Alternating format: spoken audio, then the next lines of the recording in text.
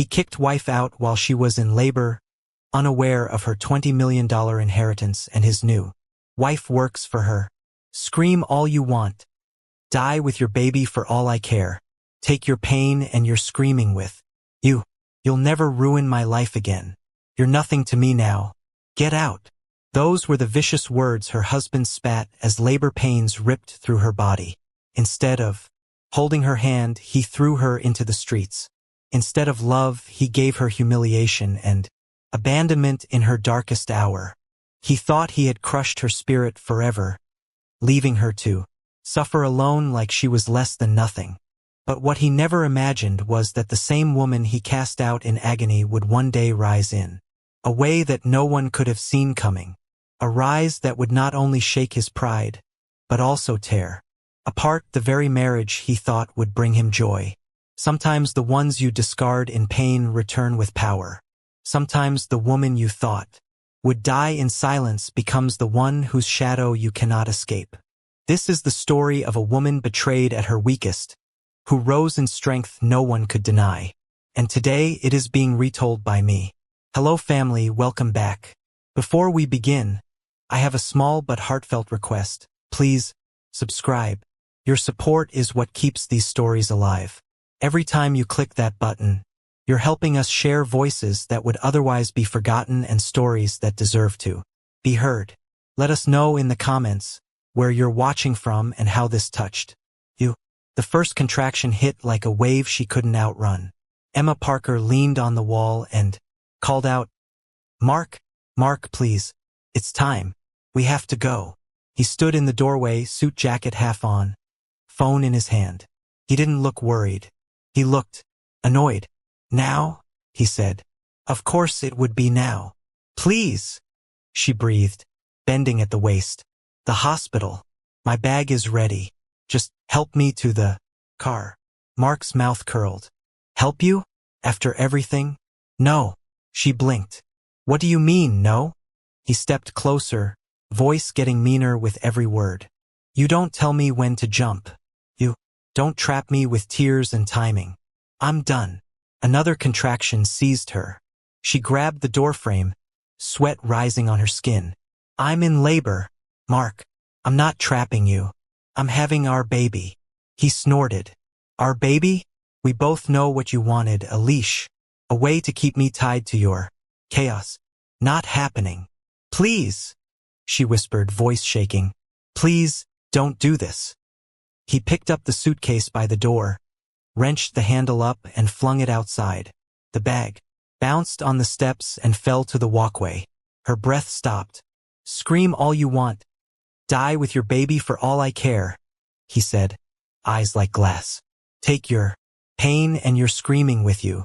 You'll never ruin my life again. Mark, she cried. Don't. You're nothing to me now, he said. Get out. He shoved her, not hard enough to send her flying, but hard enough to make the message clear. She caught herself on the railing and felt a rush of pressure low in her back. The door slammed so hard the glass rattled. Emma stared at the wood grain, at the spot where her hand had touched that door 1,000 times. Another contraction tore through her. She clutched the railing and bit the inside of her cheek to stop from screaming. A porch light flicked on across the street. A neighbor stepped out in a robe. Everything okay? The woman called, voice small and curious. Emma forced herself upright. I need a ride to the hospital. The neighbor hesitated. It's late, she said, glancing past Emma toward the house. Where's Mark? Inside, Emma said. Her voice cracked. Please. The woman hugged her robe closer. I can call you a cab. Thank you, Emma whispered, swallowing humiliation like a stone. The neighbor vanished inside. Time slowed to a crawl. A cold wind moved through the street and touched her sweat. She tried to breathe like the nurse in class had taught her. Focus on the wall. Focus on anything but the pain and the fact that the man she married had closed the door. The neighbor returned and held her phone out. Cab will be 10 minutes, she said. Do you need a towel or something? I'll be fine, Emma said, because there was nothing else to say. The woman lingered, then went back inside and shut her door too. Emma breathed and bent and breathed again. Minutes bled into each other. The cab's headlights finally appeared at the corner. The driver took one look at her and jumped out. "Hospital?" he asked. "Yes," she said, climbing in slow. "Please. Fast." On the ride, she pressed her forehead to the cool window and tried not to cry. She failed. Tears ran. "Anyway," the driver glanced back. "Call your husband?" he said, gentle. She stared at the dark screen of her phone. "No." He nodded and drove. The city at night looked normal, like nothing had happened. Stores closed. Streetlights hummed. Somewhere, someone laughed. Emma dug her nails into the seat. At the hospital, the driver helped her to the entrance. "You're okay," he said softly. "You're here. Now." Automatic doors opened with a sigh. The waiting room was fluorescent and tired. A triage nurse looked up, saw everything in one glance, and stood. "How far apart?" the nurse asked, steering her to a chair with practice and kindness. 3 minutes, Emma said. "Maybe 2. I can't tell. It hurts." "First baby." "Yes." "Any support person?" the nurse asked, scanning the doors for a partner who wasn't coming. Emma shook her head. "Just me." The nurse's eyes warmed for a second. "I've got you," she said. "Let's go." They took her vitals. They strapped monitors to her belly. The baby's heartbeat filled the small room with a rapid drum. Emma closed her eyes and let it anchor her. "You're brave," the nurse said. "You're doing good." Brave felt like a word that belonged to other people. Emma nodded anyway. Hours built and broke. Pain rose and fell. Nurses changed shifts. A doctor with soft hands came in, introduced herself as Dr. Ortiz, and checked Emma's progress. "We're getting there," Dr. Ortiz said. "You're strong." Emma turned her face to the wall and breathed. Memories broke through, rude and sharp. Mark's voice. Mark's laugh when he used to make her tea. Mark's hands on her shoulders the day he promised forever. When had it tilted? When had love become a scoreboard she didn't know they were keeping? Her phone buzzed on the tray. She glanced. A text from a number she hadn't saved with a name. "He's with me now. Focus on your little project." Another contraction slammed through her. She squeezed the rail and whispered, "God, please." The nurse touched her shoulder. "Don't read anything tonight," she said softly. "Let it wait." Emma nodded, tears running clean down her face. In another part of the city, Mark stood in a clean kitchen that had stopped feeling like home weeks ago. Vanessa leaned on the counter, pretty and polished, her hair perfect even at 2 a.m. "Is she gone?" Vanessa asked. "Finally," Mark said, opening a bottle. "She'll be fine. She's dramatic." "You pushed your wife out while she was in labor," Vanessa said. "That's not dramatic. That's intense." "She's not my wife," Mark said. "Not anymore. You know what she is? A liability. The last year has been a circus. Mood swings, tears, accusations. You saw it." Vanessa sipped and watched him.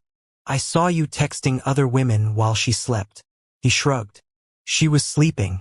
I was awake." "Of course," Vanessa murmured, and tucked that away. He moved close and kissed her like he was proving a point. She let him, then pulled back, eyes bright. "When do we go public?" she asked. "Photos. Ring. New life. I want them to see it." "Soon," he said. "After she's handled." "Handled how?" Vanessa asked. "Her mother's on my side," Mark said. "Margaret understands stability. She'll tell everyone Emma was unstable. It won't be hard to sell. She cried in the grocery store once because they were out of grapes. People remember things like that." Vanessa laughed. "Poor Emma. No grapes." "Poor me," Mark corrected. "No peace." Back at the hospital, the hours turned liquid. Emma's world narrowed to the rhythm of breath and the nurse's voice, to the doctor's steady hands and the way the room's clock ticked like it was counting for her. She asked for pain relief when the edge blurred. They gave it. Took some of the fire, not the work, Between contractions, her mind wandered to names she had loved since she was a girl. Names she'd whispered alone in the old house she had grown up in, when the world felt safe and simple. Her mother's voice cut across the memory like a knife. "Emma, you dramatize things," Margaret would say when Emma cried as a child. "It wasn't that bad. Girls like you need to learn to be quiet. Girls like you." She had let that settle in her bones. The door opened. A social worker stepped in and spoke to the nurse in a whisper. The nurse nodded and left for a moment. When she returned, her mouth was drawn. "What?" Emma asked, hoarse. "Your mother is here," the nurse said carefully. "Do you want to see her?" Emma's first instinct was no. Her second was softer. She nodded once. "Okay." Margaret entered with a tight purse and tighter eyes, perfume too sweet for the room. "Emma," she said, tone flat as a table. "You look tired." "I'm in labor," Emma said. Margaret sat on the chair like it might stain her. "I heard. Mark called." Emma flinched. "He called you?" "He's worried about you," Margaret said. "He said you've been difficult." "I begged him for a ride," Emma said. "He threw me out." Margaret's mouth tightened. "He said you were screaming. You frighten people with your emotions. You always have." Emma stared. "Mom, we need to talk about what's best for the baby," Margaret said, glancing at the nurse as if hoping for backup. "Mark is stable. He has a home, a good job. You don't even have a plan. Maybe we discuss custody, short term, until you're settled." The nurse shifted closer to Emma and rested a hand on the bed. Emma's lips trembled. "You're taking his side." "I'm taking the baby's side," Margaret said. "Look at you, alone, in a public hospital. You could have prepared better. You could have tried harder with your husband." Emma searched her mother's face for some flicker of love. All she found was judgment dressed as concern. "Please leave," Emma whispered. Margaret blinked, offended. "Excuse me? Please leave," Emma said again, voice steadier. "You don't get to sit here and call me unstable while I bring a life into this world. Not tonight." Margaret stood, clutching her purse like a shield. "You always push away people who try to help." "You," she said. "Don't call me when you can't pay rent." "I won't," Emma said. Margaret left with a click of heels and a cloud of perfume. The door closed. For a long beat, the room just held Emma's breath. The nurse squeezed her hand. "I'm sorry." Emma nodded once. Tears fell without noise this time.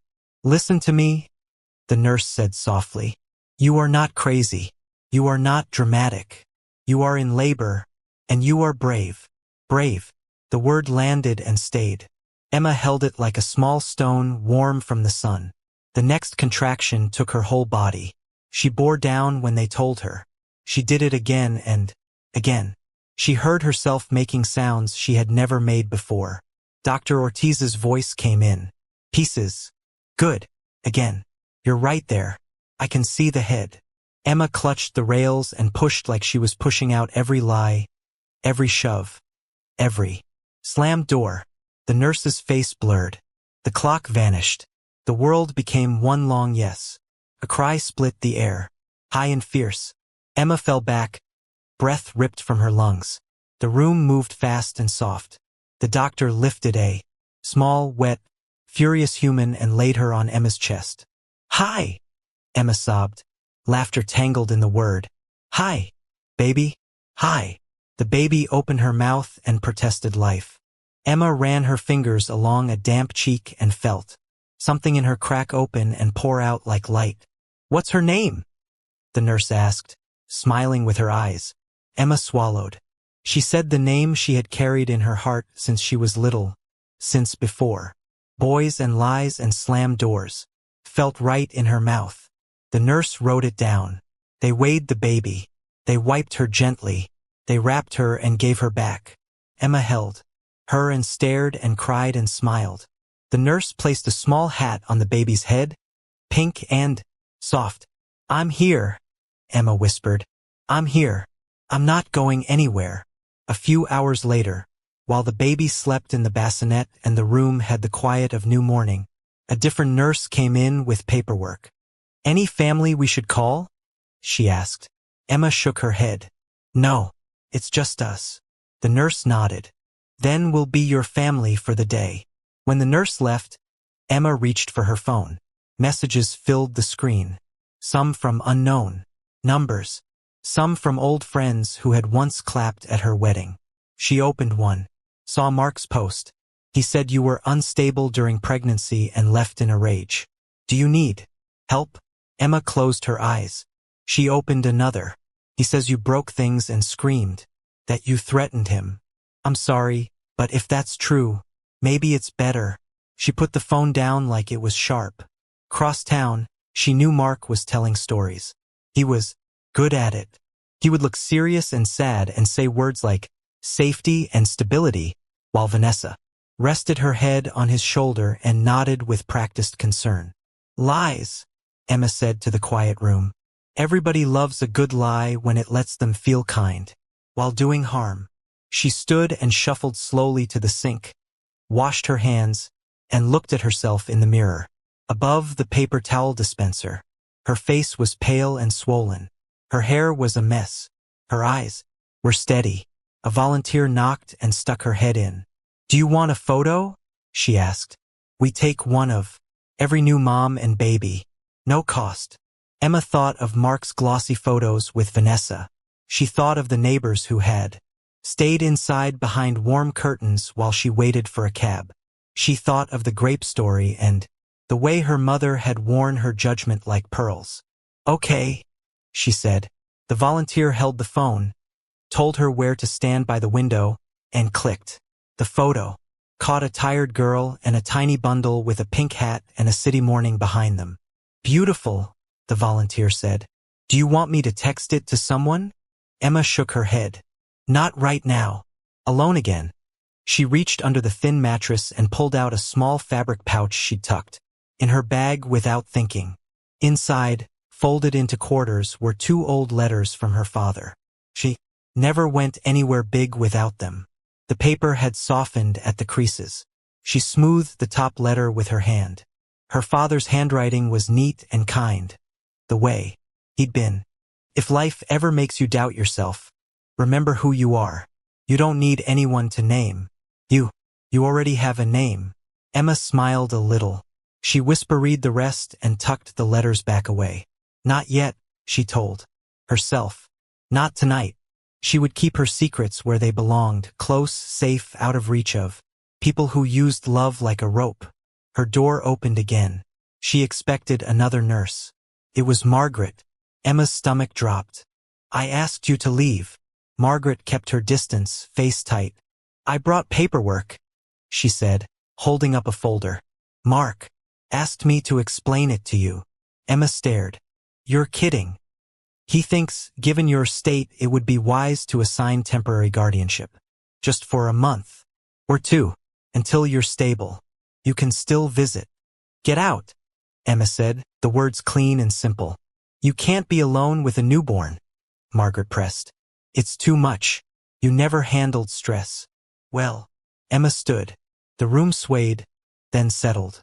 She spoke quietly, each word placed where it would. "Hold. You chose him," she said. "When I was pounding on your door 2 nights ago. Do you remember? You looked through the peephole and didn't open. You texted me later to stop causing scenes." Margaret's mouth opened and closed. "I didn't want neighbors involved." "You wanted to be comfortable," Emma said.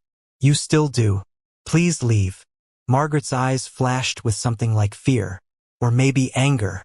"You'll regret pushing me away." Emma stared at her mother for a long moment and then turned her back and lifted her baby. That was answer enough. Margaret left. The door shut. The air in the room felt cleaner. The day moved. Nurses came and went. Someone brought a tray with toast and orange juice. The baby cried and fed and slept and cried again. Emma learned the small language of her daughter. What each sound meant, the difference between hunger and discomfort, the tiny sigh that meant full. In the afternoon, a hospital chaplain knocked and asked if she wanted to talk. Emma thanked him. and said not today. He nodded and left a pamphlet with a phone number anyway. By evening, the city had turned gold outside the window. Emma sat with her baby on her chest and watched the light change. Her phone buzzed once more. A message from an old friend. He says you're sick. Are you? Emma typed, deleted, typed again. She settled on, I'm a mother. She turned the phone face down and focused on the weight of the baby and the sound of her breathing. The room was quiet. The world could talk to itself. In a different part of town, Mark and Vanessa dressed for dinner. Vanessa adjusted her earrings and asked without looking, Did you hear from the hospital? Why would I? Mark said. She made her bed. Right? Vanessa said. She checked her reflection and smiled at herself. Post the photo of the ring. Tonight or tomorrow? Tomorrow, Mark said. Let people get used to the idea first. What idea? Vanessa asked. That I survived her, he said. She watched him, measuring him the way she measured shoes by how long they would last. When night came, Emma asked the nurse to turn the lights low. The baby slept, a small hand on Emma's shirt like a claim. Emma bent her head, touched her lips to the soft crown, and whispered so only one person in the world could hear. You're all I have now, she said. And I swear, one day they'll regret what they did to us. The promise wasn't loud. It didn't need to be. It folded itself into the quiet like a seed. If you haven't subscribed yet, we'd love for you to join our community by hitting the subscribe button. Through our stories, we build hope and give a future to children and women who have been abused all over the world. Motivate us by subscribing and turning on your notification bell so you never miss a story that matters. Also, let us know in the comments, where are you watching from, and how did this story speak to you? The baby's cries echoed through the one-room apartment, bouncing off the cracked walls and leaking ceiling. Emma Parker sat up, pulling her daughter against her chest. The night was cold, and the only heat came from the thin blanket she had wrapped around them both. There, sweetheart, Emma whispered, rocking gently. Mommy's here. Mommy's not going anywhere. Her stomach growled, but she ignored it. She had eaten nothing since yesterday, and the hunger made her dizzy. The baby needed milk more than she needed food. When dawn broke, Emma put her daughter in a second-hand stroller with squeaky wheels and walked to the bus stop. She carried her uniform folded in a bag. The city rushed around her. Business people with coffee, students with headphones, mothers pushing shiny strollers that cost more than her month's rent. Emma walked slower, every step reminding her of exhaustion she couldn't shake. Her first job was scrubbing floors in a wealthy neighborhood. Don't use too much water, the homeowner, a thin woman in pearls, said as she opened the door. It leaves streaks. Yes, ma'am, Emma replied softly. The woman hovered, phone pressed to her ear. Oh yes, I heard. Mark Bennett remarried already. That poor Emma. Though maybe it's better for everyone. She was unstable, screaming in the street while in labor. That's what they say. Emma's grip tightened on the mop. She lowered her head so the woman couldn't see the pain on her face. The woman moved into another room, still talking. Emma's chest rose and fell sharply, but she didn't speak. She had no defense anymore. The world believed Mark's story. At night, Emma worked at the diner. She smiled through aching feet and carried trays heavier than her tired arms wanted to hold. Her daughter slept in a neighbor's apartment, safe but far from her reach. One evening, two women she recognized from her old neighborhood slid into a booth. Is that Emma? One whispered. Yeah, look at her now. Waiting tables. Mark really upgraded, didn't he? Vanessa is gorgeous. Did you see their wedding photos? Emma placed their plates down with steady hands, though her face burned. She looks bitter, the other whispered as Emma walked away. Pathetic. Emma gripped the counter until her knuckles whitened. She wanted to scream, but she kept moving, kept smiling, kept working. Meanwhile, Mark and Vanessa lived like royalty. Their wedding was the talk of the city. White roses hanging from chandeliers, a cake taller than Emma. Vanessa's diamond ring flashing in every photo. Finally found the love I deserve, Mark posted online. Starting our forever in the home we built together. Vanessa captioned her photo. But Emma knew that home.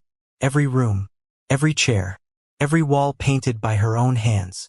Her roses, the ones she had planted in the garden, were now Vanessa's backdrop. Her phone buzzed with the photos. She read the comments even when she told herself not to. She looks so much happier than Emma ever did. Mark deserves peace after what he went through. Vanessa is a real wife. Not like that unstable ex. Emma closed the app, hands shaking. The lies traveled faster than she could stop them. At the grocery store, they say Emma threw plates at him. Poor man had no choice. At the laundromat, she still pines for him, I heard. Pathetic, isn't it? Emma clenched her jaw, folding her baby's clothes silently. Even her mother, Margaret, repeated the lies. One afternoon, Emma tried calling her. Mom, can you watch the baby for a few hours? I have a double shift. Margaret sighed. Emma, I can't keep rescuing you. Mark told me how unstable you've been. You scare people. Maybe if you had been calmer. Emma's voice broke. You believe him? I believe what I see, Margaret said coldly. And what I see is a daughter who made her bed and now has to lie in it. The call ended. Emma sat in silence, her baby gurgling on the blanket beside her. Too young to know the cruelty of words. Vanessa made sure to fuel the rumors. At brunch with friends, she leaned back with a smirk. Emma keeps calling Mark, begging him to come back. Can you imagine? Gasps circled the table. She's pathetic, Vanessa laughed. A jealous little ghost haunting us. She's embarrassing herself, one friend agreed. Mark chuckled but said nothing. Vanessa noticed his silence but told herself it didn't matter. He was hers now. One night, exhausted after putting her daughter to sleep, Emma pulled a wooden chest from under the bed. Old, scratched, with iron hinges that creaked when opened. Inside were papers her late father had left her. Letters, certificates, a sealed envelope. Emma unfolded the trust document again, her eyes tracing the numbers she already knew by heart. $20 million. Locked. Safe. Legally hers once she claimed it. She touched the paper like it was alive. The world thought she was poor. They mocked her. Even her mother treated her like a burden. But she held a secret no one knew. Emma stroked the edge of the papers, then kissed her daughter's forehead. Not yet, she whispered. They'll never see it coming. She closed the chest and slid it back under the blankets. Across town, Vanessa began noticing cracks in Mark's perfect smile. She came home early one afternoon, her heels clicking on the tile. Laughter drifted from the living room, female laughter. She stepped inside and froze. Mark was on the couch, leaning close to a blonde woman. His hand brushed her arm. So, dinner tonight? He murmured. The woman giggled. You're terrible. Vanessa cleared her throat. The air snapped. Vanessa, Mark said smoothly, standing. This is a business contact. The blonde grabbed her purse. I should go. When the door shut, Vanessa crossed her arms. Business? Yes, Mark said. Important client. Don't make a scene. She was touching your arm, Vanessa snapped. You're imagining things, Mark said, rolling his eyes. Vanessa's chest burned. She forced a laugh, though her nails dug into her palms. Fine. Business. She walked upstairs, her smile fading the second the door closed. For the first time, she wondered if Emma had been telling the truth all along. Back in her small apartment, Emma fought to survive. She cleaned offices at dawn, waited tables in the evening, and sewed clothes at night by the dim light of a lamp. Her fingers bled from needles, but she kept working. One night, her neighbor knocked. Emma, people are talking again, she said gently. They say, you're unstable, bitter, that you want to ruin Mark's new life. Emma smiled faintly. Let them talk. The neighbor frowned. Doesn't it bother you? Emma looked at her sleeping daughter. It used to. Now, it just reminds me who I'll never be. Again. The city didn't care. Friends had vanished. Family had betrayed her. Mark flaunted Vanessa. Vanessa spread lies. Margaret chose comfort over love. But Emma's eyes were steady now. Her back was straighter. Every whisper of pathetic only added to the fire growing in her chest. Her struggle was temporary. Her strength was building. And one day soon, the same people who mocked her would choke on their laughter. The glass in Mark Bennett's office shook when he slammed the report onto the desk. "What the hell is this?"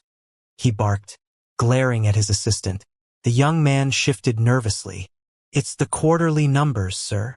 "These numbers are wrong," Mark snapped. "They have to be wrong. They came straight from accounting."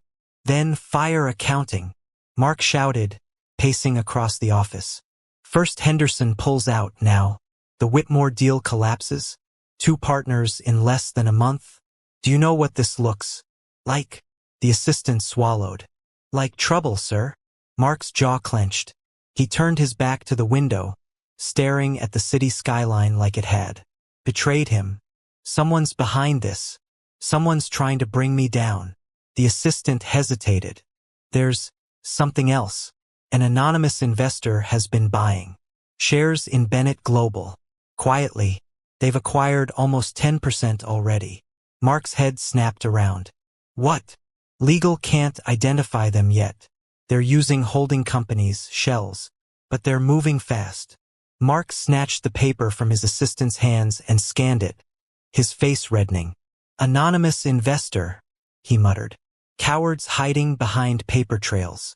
They think they can play with me? With me?" He slammed the paper down. "Get out. Now." The assistant scrambled away, leaving Mark alone with his fury. At home, Vanessa found him pouring whiskey at noon. Tie loose, hair disheveled. "Another bad day?" she asked, setting her purse down. Mark glared. "They're circling me." "Who?" "Everyone.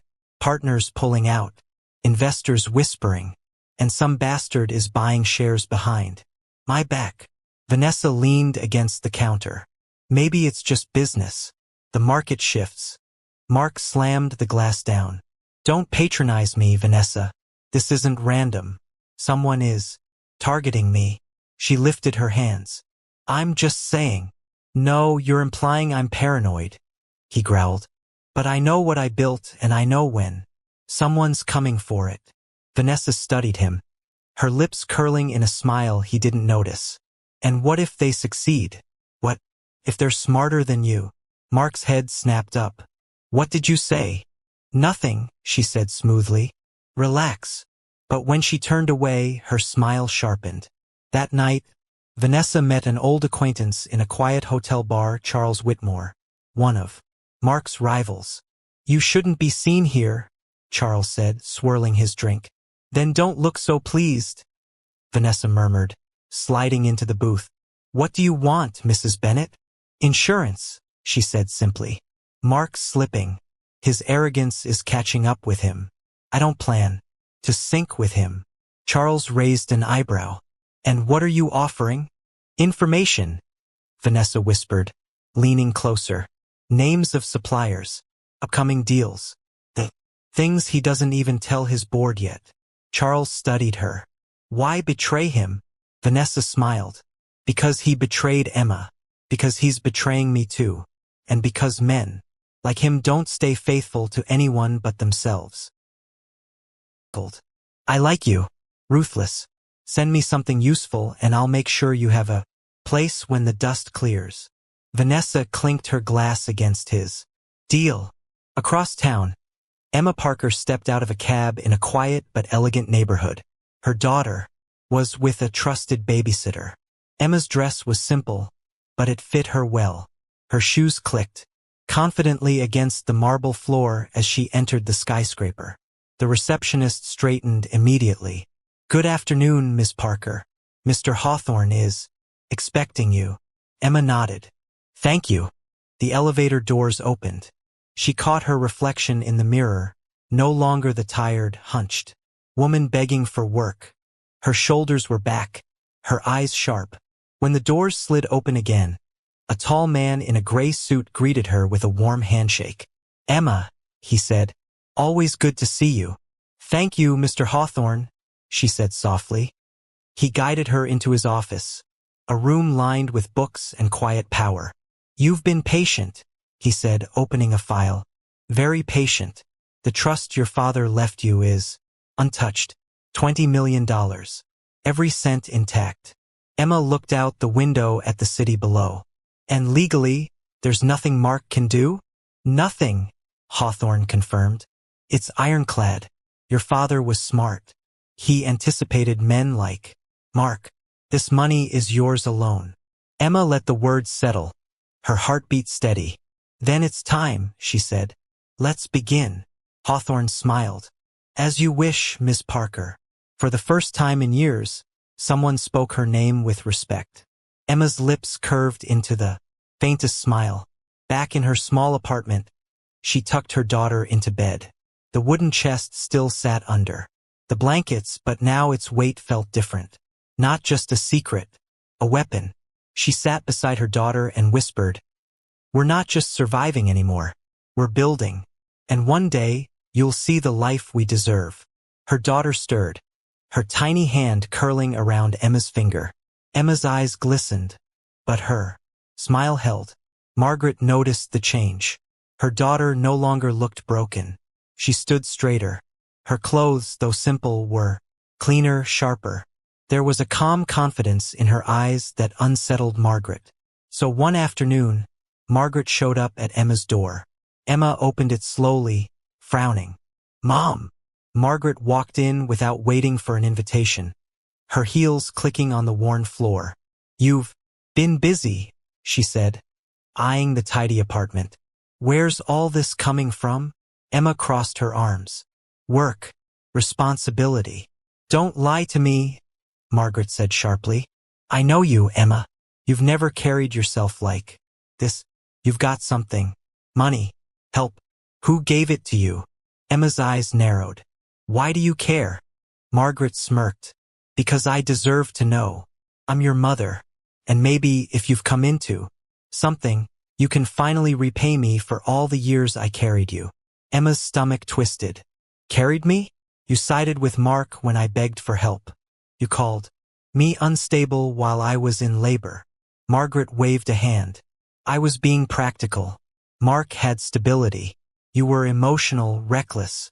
I did what was best for the baby." Emma stepped closer, her voice low but sharp. "Don't pretend you did anything for my daughter. You turned your back on us." Margaret's eyes glinted. "If you found money, you owe me. Don't forget who raised you. Don't forget who can talk." Emma held her mother's gaze. Her voice was cold, steady. "You chose Mark over me when I begged for help," she said. "Don't come crawling now. When the ground falls beneath you, remember you dug it yourself." Margaret blinked, stunned. For once, Emma's voice was sharper than hers. Emma pointed to the door. "Leave." Margaret's mouth opened, closed. Finally, she turned on her heel and stormed out, her perfume lingering behind like poison. Emma shut the door, her hands trembling. Not from fear, but from power. For the first time, she felt taller than her mother. Meanwhile, Mark's world continued to collapse. At a board meeting, he slammed his hand against the table. "You're all cowards. Walking out. When things get tough. You think Bennett Global falls without me? You think I'll let that happen?" One board member cleared his throat. "It's not about you, Mark. It's about confidence. Investors are nervous. Because of lies," Mark barked. "Because someone's spreading poison." Another spoke quietly. "It's not lies. The numbers don't lie. And the anonymous investor, whoever they are, has already secured a significant block. You could be outvoted." Mark's face turned crimson. "Never." Vanessa sat in the back, legs crossed, watching him unravel. She sipped her water, hiding her smirk. After the meeting, she slipped into the restroom and sent a message. "He's losing it. Tonight I'll send you the supplier contracts. They'll cut him off by next quarter." The reply came quickly. "Good. The end is closer than he knows. Vanessa smiled at her reflection. She adjusted her lipstick and whispered, "Insurance." Emma, too, looked at her reflection that night, but hers showed something different. Strength. Calm. A woman who had been broken but rebuilt. She adjusted her coat, tucked her daughter's blanket tighter, and whispered into the quiet, "They think I'm gone. They think I'm weak. They'll learn." Her voice wasn't bitter. It was steady, certain. For the first time, Emma didn't feel like a victim. She felt like the storm on the horizon. The chandeliers blazed above the ballroom, scattering golden light across marble floors polished. So bright they mirrored the shoes of every guest. Waiters moved like shadows, balancing trays of champagne. Cameras flashed as the city's richest and most powerful mingled. At the center of it all stood Mark Bennett, his smile practiced, his hand resting on Vanessa's waist. He wore a custom black tuxedo, his tie knotted tight, his glass lifted in greeting as reporters circled. "Mr. Bennett," one called. "What do you say about the rumors of financial trouble at Bennett Global?" Mark chuckled, smooth as ever. "Rumors are a poor man's entertainment. My company is thriving. Tonight proves it. Look around. The city's finest are here." The crowd laughed politely. Vanessa leaned in, her diamonds catching the light. "Smile bigger," she whispered through her teeth. "They smell nerves." "I'm not nervous," Mark muttered, though his hand trembled slightly on the glass. "Good," Vanessa purred, leaning in for a photo. Flash, flash, flash. The cameras loved them. For a moment, Mark almost believed the lie he was selling, that he was still untouchable. But then the music faltered. Heads turned toward the staircase. A hush spread like a ripple in water. And there she was, Emma Parker. She descended slowly, every step deliberate. Her gown shimmered like liquid silver, her hair swept back, her face serene. No longer the woman abandoned in rags. She carried herself like a queen, reclaiming her throne. The crowd gasped. Whispers flew. "Is that Emma? She looks incredible. Didn't Mark leave her while she was in labor?" Mark's glass slipped in his hand. His face drained of color. "What the hell is she doing here?" he hissed to Vanessa. Vanessa stiffened. Ignore her. But no one else could. Emma walked straight into the center of the ballroom. The spotlight seemed to follow her naturally. She raised her chin and spoke, her voice calm but commanding. "Good evening." The chatter died instantly. Mark forced a laugh. "Emma, I didn't know they let anyone in." A few uncomfortable chuckles fluttered. Vanessa smirked. Emma's eyes flicked to him, sharp and unbothered. "Don't worry, Mark. I was invited by the board." The crowd gasped. Mark blinked. "The board? What are you talking about?" Emma turned slightly. A man in a tailored suit, Attorney Hawthorne, stepped forward, handing her a folder and a remote. Emma opened the folder with steady hands. "Tonight, an anonymous investor will reveal themselves. The investor who, for months, has quietly bought shares of Bennett Global, until they became the majority shareholder." Mark's laugh cracked. "Whoever it is should thank me. Without me, they wouldn't have anything worth buying." Emma pressed the remote.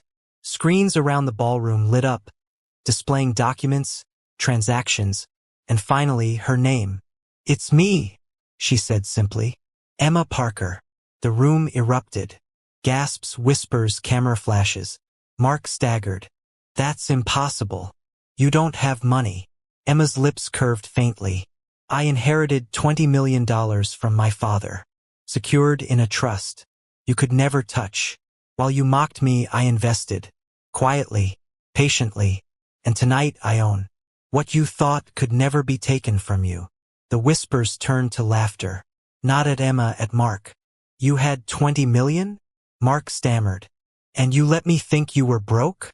"You never asked," Emma said, her voice cutting. "Because you never loved me. You married me for what you thought I had. You didn't know my father was smarter than you." The board chair, Evelyn Torres, stepped forward. "As of this evening, Ms. Parker holds controlling interest in Bennett Global. Effective immediately, Mark Bennett is removed as CEO. The crowd gasped again, then burst into chatter. Mark's face twisted. You can't do this. This is my company. Not anymore, Evelyn said coolly. Vanessa's grip slipped from his arm. Her face had gone pale. But Emma wasn't finished. Tonight isn't only about control, she said, clicking the remote again. It's about truth. The screens flickered, showing old emails from Mark's account. His words glared across the ballroom. Her father's money is real. I'll lock it down after the wedding. If the trust is separate property, I'll push for dependency. She'll fold. She always does. Gasped. A woman muttered. He used her. Mark shook his head violently. Fake. Lies. Straight from your server, Hawthorne said firmly. The crowd murmured louder. Emma's eyes stayed on Mark. You never wanted me. You wanted what you thought I carried. Mark's mouth opened and closed like a drowning man. Emma clicked again. New messages appeared. This time not his, Vanessa's. He's slipping. Tonight I'll send you the supplier contracts. Don't worry. I'll make sure his rivals have everything they need. The crowd gasped again. Vanessa's eyes widened. That's doctored, she shrieked. Pulled from your cloud, Hawthorne said. Mark whirled on her. You betrayed me? Vanessa sneered. You betrayed me first. You've never been faithful. I just learned quicker than Emma. Gasps rippled.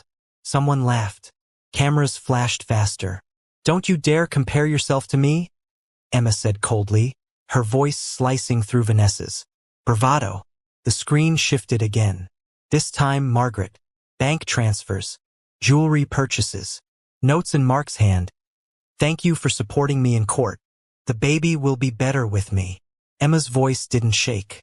My own mother took money to testify against me, to call me unstable, while I fought for my child.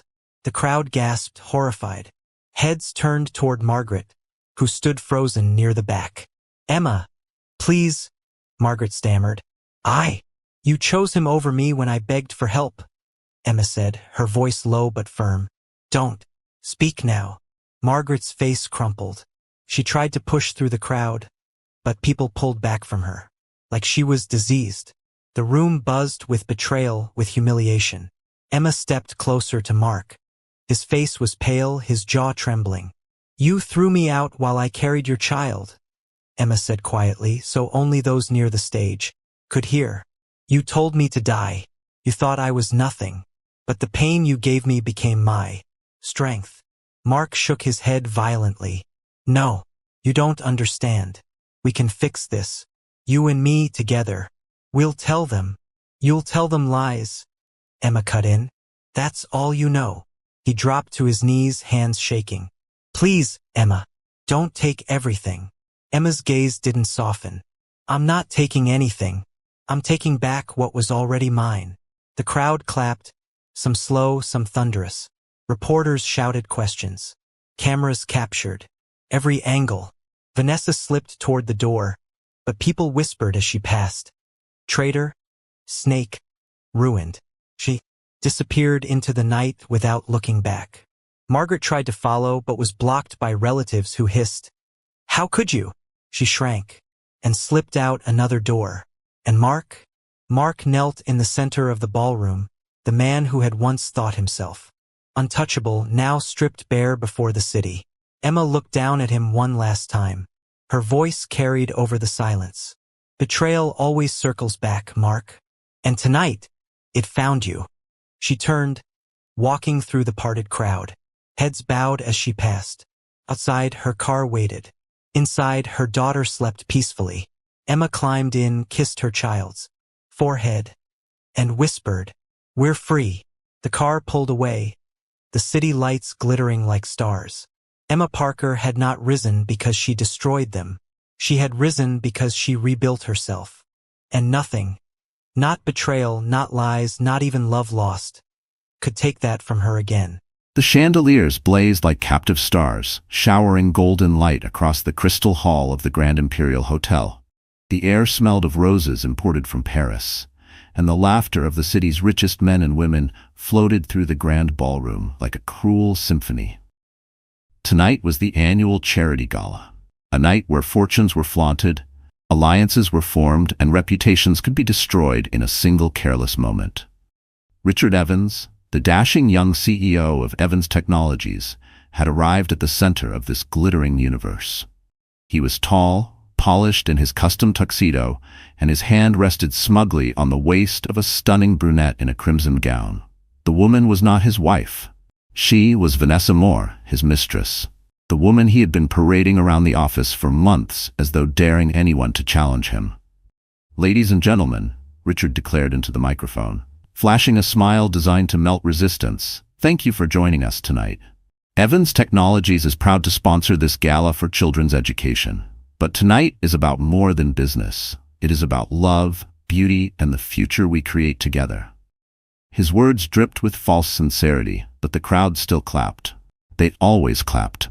Because money silences doubts and charm covers sins. Yet beneath the applause, whispers rippled like an undercurrent. Everyone knew who Vanessa was. Everyone also knew Richard's wife was 6 months pregnant. Where was she tonight? The answer came with the sudden creak of the ballroom doors. Gasps fluttered through the hall like startled birds. Standing at the entrance was Claire Evans, Richard's wife, her hand resting protectively on her swollen belly. She wore a simple ivory dress, one that could not compete with Vanessa's designer gown, yet her presence commanded attention. Her eyes, wide with betrayal, but shimmering with quiet dignity, locked on her husband. The music faltered. Some guests looked away in pity, others leaned forward in delight, hungry for scandal. Clara stepped forward, her heels tapping against the marble floor like a drumbeat of defiance. Richard froze for only a moment before recovering his smirk. "Darling," he said, his voice smooth but sharp enough to cut, "I didn't expect you here." Vanessa laughed softly, clinging tighter to his arm. "Oh, but isn't it sweet? She wanted to surprise you." Clara's lips trembled, but she stood tall. "Surprised? No, Richard. I came to remind you that while you stand here flaunting your mistress, your child is still inside me. Your family is not a costume you can discard for the night." The room buzzed with gasps. A few guests applauded under their breath at her courage, but most held theirs, waiting for Richard's reaction. And Richard laughed. He threw back his head and laughed, as though the very idea of loyalty, of family, of love was a joke to him. His laughter echoed through the crystal chandeliers, cruel and cutting. Then Vanessa moved. With a glare of contempt, she stepped toward Clara. "You pathetic woman," she hissed. "You think you matter here? You're nothing but a burden. Look at you, plain, weak, clinging to his child as if that makes you important." Before anyone could stop her, Vanessa raised her heel and kicked Clara hard in the stomach. The hall erupted in chaos. Some screamed, others rushed forward, and Clara collapsed to her knees, clutching her belly. Her breath came in ragged gasps, her face twisted in pain. "And Richard?" He laughed again. He laughed as if cruelty was entertainment, as if his pregnant wife's agony was part of the evening's performance. But then, a voice thundered across the ballroom, deep and commanding, silencing every whisper, every scream. "Enough!" The sound froze Richard's laughter in his throat. Heads turned toward the back of the hall, where a tall figure in a black suit stepped into the light. His presence was magnetic, his eyes blazing with fury. Alexander Knight, billionaire investor, had arrived. And this was only the beginning. The ballroom, moments ago a blur of laughter and whispered gossip, fell into a stunned silence. The single word, "enough," still echoed across the crystal walls, reverberating through the very bones of the guests. All eyes turned toward the entrance where Alexander Knight stood, his tall figure framed by the golden light spilling from the grand chandeliers. Alexander was no ordinary man. His name was whispered in boardrooms, his decisions could shift markets, and his fortune was so vast that magazines speculated whether he might one day buy a country. But it was not his wealth that froze the crowd tonight. It was the fury blazing in his eyes. He strode forward, every step deliberate, the polished marble beneath his shoes cracking with the force of his presence. He didn't look at Richard. He didn't even acknowledge Vanessa. His gaze was locked on Clara, still crumpled on the floor, her trembling hands clutching her swollen belly as tears streaked down her pale face. "Clara," Alexander said, his voice softer now, but carrying enough strength to reach every corner of the room. He crouched beside her, ignoring the stares, his hands steady as he brushed a strand of hair from her face. "Are you all right? Can you hear me?" Clara's lips parted, her voice no louder than a whisper. "The baby? Alexander, the baby." Something primal flickered across his face. Fear, anger, protectiveness all tangled into one. Without hesitation, he lifted her into his arms. She felt impossibly fragile against his chest, and yet he carried her as though nothing else in the world mattered. Richard finally broke the silence with a scoff. "Put her down, Knight. She's my wife, not your business." That single word, wife, sent murmurs through the guests. Some shook their heads in disgust. Others pulled out their phones, already recording the scandal. Alexander turned slowly, still holding Clara. His jaw tightened. "Your wife? You stand there and laugh while she's assaulted, while your unborn child is put in danger? You don't deserve the word husband." Gasps echoed. Vanessa's face turned crimson with rage. She clung to Richard's arm, her voice sharp. "This is ridiculous. She threw herself in front of me. I barely touched her." But no one believed her. The guests had seen everything. Her cruelty had been exposed beneath the unforgiving glare of the chandeliers. Richard, however, was not ready to back down. He squared his shoulders, raising his voice to cover his fear. "You think your money gives you the right to lecture me, Knight? Clara is my responsibility. I'll decide what happens to her." Alexander's eyes darkened. "No, Richard. Tonight you lost that privilege. Tonight the world saw who you really are." He shifted his gaze across the ballroom, making sure the cameras, the journalists, the influencers, all of them heard his words. "And I promise you, this will not be forgotten." The murmur swelled into a wave of whispers. Guests leaned into one another, their eyes darting between the furious CEO and the billionaire protector. The scandal was no longer just gossip, it was history being written. Clara clung weakly to Alexander's jacket, her tears soaking into the fine fabric. She could hear her own heartbeat, the echo of her baby's fragile life inside her, and she felt a flicker of hope she thought she had lost forever. For the first time in months, she wasn't alone. Alexander tightened his hold and started toward the exit. His voice, low but unyielding, cut through the noise. "I'm taking her to the hospital. Anyone who tries to stop me will regret it." No one moved, not even Richard. The great doors of the ballroom swung open as Alexander carried Clara into the night, leaving behind a room full of shattered illusions and a husband whose empire had just begun to crumble. And the real war had only just begun. The world outside the hospital windows blurred into streaks of neon and headlights as Alexander's car sped through the city. Clara, lying weakly in the back seat, closed her eyes. Every bump on the road seemed to echo the pain in her belly, but her mind drifted somewhere else. Back to a time when life felt simple. Back to a time before Richard, before betrayal, before her body carried both hope and fear. She remembered the girl she used to be. At 21, Clara Evans had been a dreamer. She grew up in a small town on the outskirts of Chicago, the daughter of a local tailor and a school teacher. Money was always tight, but the house was full of love. She spent her childhood surrounded by fabrics and sketches, watching her mother mend clothes and listening to her father's lessons about honesty and kindness. From them she inherited two things: a sharp eye for beauty and an unshakable belief that love was meant to be pure. By the time she reached college, Clara had blossomed into a young woman with talent that couldn't be ignored. She studied fashion design, her sketches often pinned to classroom boards as examples of brilliance. Professors praised her creativity, while classmates envied her natural elegance. Yet Clara never acted superior. She worked part-time in a cafe to cover expenses, laughed with her friends, and dreamed of one day owning a small boutique where women of all backgrounds could feel beautiful. It was during those years that she met Alexander Knight. He wasn't the billionaire he would later become. Back then, he was simply Alex, a tall, intense business student with an ambition that practically radiated from him. They met at a university charity project, organizing a fundraiser for underprivileged kids. Clara had volunteered to design promotional posters. Alex had volunteered to handle logistics and funding. From the very first meeting, their paths collided. She was sketching quietly at a table when he leaned over, his deep voice startling her. "That's impressive. You just made our boring event look like something people might actually want to attend." She looked up, meeting a pair of storm-gray eyes. For a moment, the world tilted. Alex wasn't like the other boys on campus. He carried himself with a confidence that came not from arrogance, but from vision. She blushed, muttering a shy thank you, but he only smiled, a smile that would stay etched in her memory for years. They spent weeks working side by side. Clara admired his discipline, his ability to negotiate with sponsors twice his age, and his refusal to give up on anything. He admired her creativity, her compassion, and the way she treated every child in the fundraiser as if they were her own siblings. Slowly, friendship grew into something deeper. There were long nights spent discussing dreams over coffee, accidental brushes of hands that lingered too long, and moments of silence that spoke louder than words. But fate, cruel as it often is, had other plans.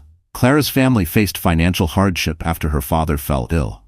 Medical bills piled up, and Clara made the painful choice to focus on helping at home rather than chasing a relationship that might complicate both their futures. She never told Alex how much he meant to her. She walked away quietly, leaving only memories behind. Years later, when she met Richard Evans, she was vulnerable. Richard was charming, polished, and ambitious. Everything that seemed safe, everything she thought she needed. She convinced herself it was love. She convinced herself this was her chance at stability, at building the family she'd always dreamed of. But tonight, as Alexander carried her out of the gala, she couldn't help but think back to the boy who had once seen her worth without needing her to prove it. The boy who had now become a man powerful enough to protect her when no one else would. Her lips trembled as she whispered into the darkness of the car, words barely audible. "Alex, why did I ever let go?" And in the silence that followed, Alexander's hand found hers, firm and reassuring, as if to say, "You won't have to let go again." While Clara lay in the hospital under Alexander's protection, the man at the center of the storm, Richard Evans, stood alone in his penthouse, staring at the glittering skyline. He poured himself a glass of expensive scotch, the amber liquid catching the city's neon glow. His reflection in the floor-to-ceiling windows showed a man who, on the surface, seemed untouchable. Handsome, successful, wealthy beyond imagination. But behind the polished exterior was a man built on arrogance, lies, and the kind of ambition that devoured everything in its path. Richard's story wasn't one of privilege. He had grown up in a cramped apartment above a hardware store, the son of a mechanic who worked himself to the bone and a mother who held down 2 jobs just to keep food on the table. Richard hated every moment of it. He hated the peeling paint on the walls, the smell of oil and sweat clinging to his father's clothes, the embarrassment of never having enough. Even as a boy, he swore he would never be poor again. Ambition became his religion. In college, while others partied, Richard studied the art of manipulation. He wasn't the smartest in the room, but he was the most ruthless. He knew how to flatter professors, how to charm classmates into doing his work, how to take credit for ideas that weren't his. By graduation, he had built a network of connections strong enough to open doors that talent alone never could. His rise in the corporate world was meteoric. At 28, he maneuvered himself into a struggling tech startup, promising investors he could turn it around. What no one knew was that he had falsified data, inflated projections, and convinced desperate stakeholders to gamble everything on his vision. Against all odds, or perhaps because of his cunning, he pulled it off. The company flourished, not through innovation, but through relentless cost-cutting, questionable contracts, and backroom deals. By 35, Richard was hailed as a self-made success story. Magazines put his face on their covers, calling him the new titan of tech. Investors lined up to throw money at his ventures.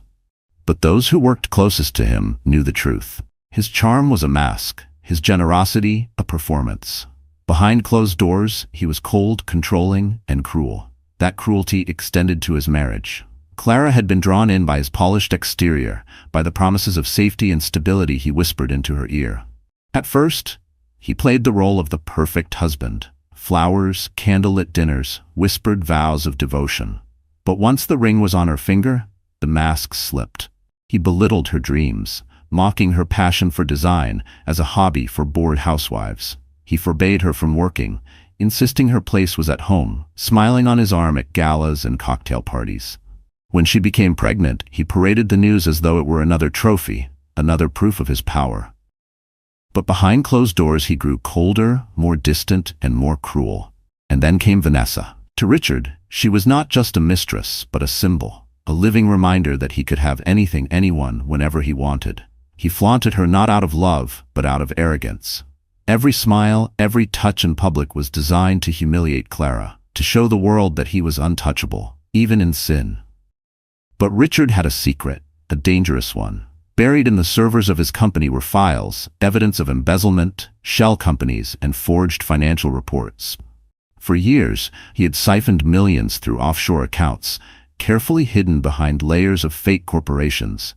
Only a handful of people even suspected the truth, and one of them was Vanessa. She wasn't with him just for wealth or power. She was with him because she had leverage. She kept recordings, documents, even photos. Richard thought he controlled her. In reality, she was his most dangerous liability. As he sipped his scotch, Richard smirked, convincing himself he still had everything under control. Clara was weak, Alexander was just a distraction, and Vanessa, well, she wouldn't dare betray him. But the cracks were already forming. And soon, the empire Richard built on lies would crumble beneath his feet. Vanessa Moore adjusted the strap of her crimson gown as she stared at her reflection in the mirror of her luxury apartment.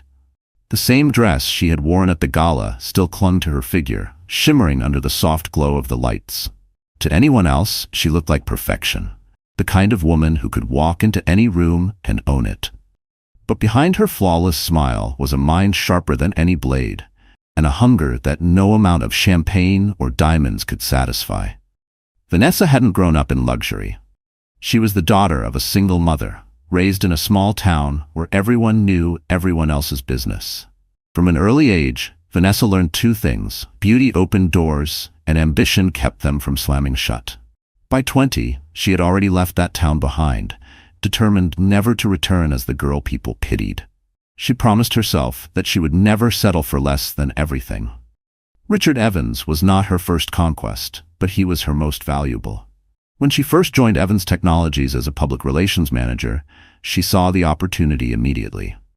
Richard was powerful, arrogant, and bored. He had the kind of ego that craved validation and the kind of weakness that fell easily to flattery.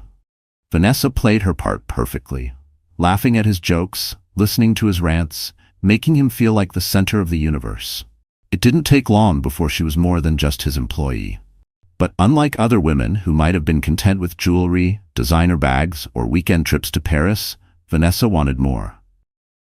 Much more. She didn't just want Richard's affection. She wanted his power, his company, and his name. And she was patient. While Richard believed he was the one in control, Vanessa was collecting leverage piece by piece. Late-night conversations secretly recorded on her phone. Financial documents carelessly left open on his laptop, quickly photographed before he noticed. Emails forwarded to a hidden account only she could access. Each scrap of information was another card in the deck she was building. She knew about the offshore accounts. She knew about the falsified reports. She even knew about the board members Richard had bribed to secure his position. At first it had terrified her, but soon she realized the power in her hands. If Richard ever betrayed her, or if Clara somehow regained her place, Vanessa could destroy him with a single file. And yet she wasn't ready to burn it all down. Not yet, because Vanessa was playing a longer game. The gala had been a test. She had humiliated Clara not just for her own amusement, but to see how far Richard would go to protect her. When he laughed instead of defending his wife, Vanessa felt triumphant. It confirmed what she already knew. Richard was hers to control. But Alexander Knight's sudden appearance unsettled her. She hadn't anticipated him stepping into the picture, and the way he looked at Clara, like she was someone precious, someone untouchable, sparked a flash of jealousy that Vanessa couldn't ignore. For the first time, Vanessa sensed that she might not be the most dangerous player in the room. She poured herself a glass of wine and sat by the window, overlooking the glittering skyline. Her phone buzzed with a new message. It was from Richard. "We need to meet. Tonight." Vanessa smirked. Of course he needed her. He always did. But what Richard didn't realize was that every desperate message, every whispered secret, only tied him tighter into her web. She lifted her glass in a mock toast to the city. "Here's to the empire I'm about to own," she whispered to herself. Because Vanessa wasn't just the mistress. She was the storm that would decide whether Richard rose higher or finally fell. The hospital room was quiet, save for the steady beep of the monitor tracking Clara's heartbeat. She lay against the white sheets, one hand resting protectively on her belly. Her eyes were open but distant, staring at the ceiling as memories swirled like storm clouds in her mind. For weeks, months really, her life had been a cage. At home, the Evans penthouse was a monument to wealth. Glass walls, designer furniture, priceless artwork. But for Clara, it had never felt like home. It was a museum, cold and silent, where her laughter once tried to echo but was always swallowed by Richard's disdain. She remembered nights when she waited by the window, a warm dinner growing cold on the table. Richard would stumble in after midnight, smelling of whiskey and perfume that wasn't hers. When she asked gentle questions, "Where were you? Why didn't you call?" he brushed her off with a smirk. Sometimes he patted her head like a child. Other times he barked at her to stop being paranoid. And Clara, desperate to keep the peace, stayed quiet. But silence came with a cost. Richard's family was no better. His mother, a sharp-tongued woman who worshipped her son, often visited. She looked at Clara with thinly veiled contempt, as if she were nothing more than a pretty ornament. "You should be grateful," she would say. "Richard saved you from a small-town life. Remember your place." Even worse were the whispers from the staff. Clara saw the way they exchanged glances when Richard brought Vanessa to the apartment under the excuse of business meetings. The maids kept their heads down, but their silence was its own betrayal. Everyone knew. Everyone saw. And no one stood for her. The humiliation wasn't just private, it was public. At dinners with investors, Clara sat quietly at Richard's side, ignored, except when she was asked about the baby. Richard would laugh and joke with Vanessa across the table, as if daring her to react. Once, Clara had excused herself to the restroom, her hands trembling as she locked the stall door, tears slipping down her cheeks. She pressed a hand over her belly and whispered to her unborn child, "I'm sorry. I'm so sorry." Loneliness became her constant companion. The woman who once dreamed of designing gowns for the world now found herself trapped in designer gowns she didn't choose, paraded like a trophy wife. Her sketchbooks gathered dust in the corner of her closet. Richard had called her art a waste of time and thrown one of her designs into the fireplace. She had stood there, frozen, as the paper curled and blackened. That was the night she stopped drawing. But the deepest betrayal wasn't Richard's infidelity, or his cruelty, or even Vanessa's existence. It was the moment Clara realized she had been erased. The world saw her only as Richard's wife. And even Richard saw her only as a burden. And yet, she endured. Because every time she thought of giving up, she felt the soft flutter of life inside her. Every heartbeat, every kick, reminded her she wasn't just living for herself anymore. She whispered to her baby in the quiet of the night, promising a better life, promising to protect them even if it cost her everything. But promises are fragile when made by a woman who feels utterly alone. As Clara lay in the hospital, the memory of Vanessa's kick replayed over and over, a cruel reminder of how powerless she had been. But beneath the pain, something stirred. It wasn't anger, not yet. It was resolve. A seed of strength buried deep, waiting to grow. Because Clara knew one thing. Silence had almost destroyed her, and silence could no longer be her answer. The sirens wailed through the night, their haunting cry cutting across the city as the ambulance sped toward Lenox Memorial Hospital. Inside, Clara lay strapped to a stretcher, her face pale as chalk, her breath shallow. One hand clutched her belly, the other trembling as it gripped Alexander's hand. He sat beside her, refusing to let go, his eyes never leaving her. "Stay with me, Clara," he whispered, his voice rough with fear. "Stay strong for the baby." Clara tried to smile, but her lips quivered. "I can't lose this child, Alex. It's all I have left." Her words tore at him. He had seen countless business deals collapse, fortunes vanish, and empires crumble, but nothing had ever shaken him like this moment. The thought of Clara, fragile and broken, fighting not only for her life, but for the tiny heartbeat inside her. The paramedic called out, Blood pressure dropping. We need to move fast. Within minutes, the ambulance screeched to a halt, and Clara was rushed through the hospital's sliding glass doors. Nurses swarmed her, pushing the gurney down a corridor that smelled of antiseptic and fear. Alexander followed, his long strides matching their hurried pace. Inside the emergency room, doctors worked quickly, checking vitals, preparing an ultrasound. Alexander stood outside the glass wall, his fists clenched. He wasn't used to waiting. He was used to commanding, to controlling, to bending the world to his will. But now he could do nothing but watch as the woman he once knew, the woman he had never stopped caring for, fought to hold on. Finally, a doctor stepped out. "Mr. Knight?" Alexander turned sharply. "How is she? How's the baby?" The doctor's expression was serious but calm. "It's complicated. The baby's heartbeat is still strong, but the mother is under severe stress. She needs rest, care, and zero emotional strain. If she experiences another shock like tonight, both lives could be in danger." Alexander's jaw tightened. "She won't go through that again. I'll make sure of it." The doctor gave a curt nod before returning inside. Alexander pressed his forehead against the glass, his breath fogging the surface. He watched Clara, lying there so small, so fragile, and swore silently that Richard would never hurt her again. But outside the hospital, the story had already begun to spread. The gala had been filled with the city's most powerful and most gossip-hungry. Phones had recorded everything: Vanessa's cruel words, her vicious kick, Richard's mocking laughter, and Alexander's thunderous entrance. By midnight, the video was viral. News outlets plastered headlines across their sites. CEO's Mistress attacks pregnant wife at gala. Richard Evans laughs while wife suffers. Billionaire Knight steps in, hero or rival. The world that once admired Richard now turned on him with a vengeance. Investors began calling his office, demanding explanations. Board members whispered about emergency meetings. His PR team scrambled, but no spin could erase the image of a husband laughing while his pregnant wife collapsed in agony. Inside the hospital, Clara stirred. She opened her eyes slowly, the bright lights stinging. Beside her, Alexander sat in a chair, his suit rumpled, his face weary but determined. He leaned forward the second he saw her eyes open. "You're safe now," he said softly. "The baby's safe." Tears welled in her eyes. "Why are you here, Alex? Why do you still care after all these years?" He reached for her hand, his voice low but steady.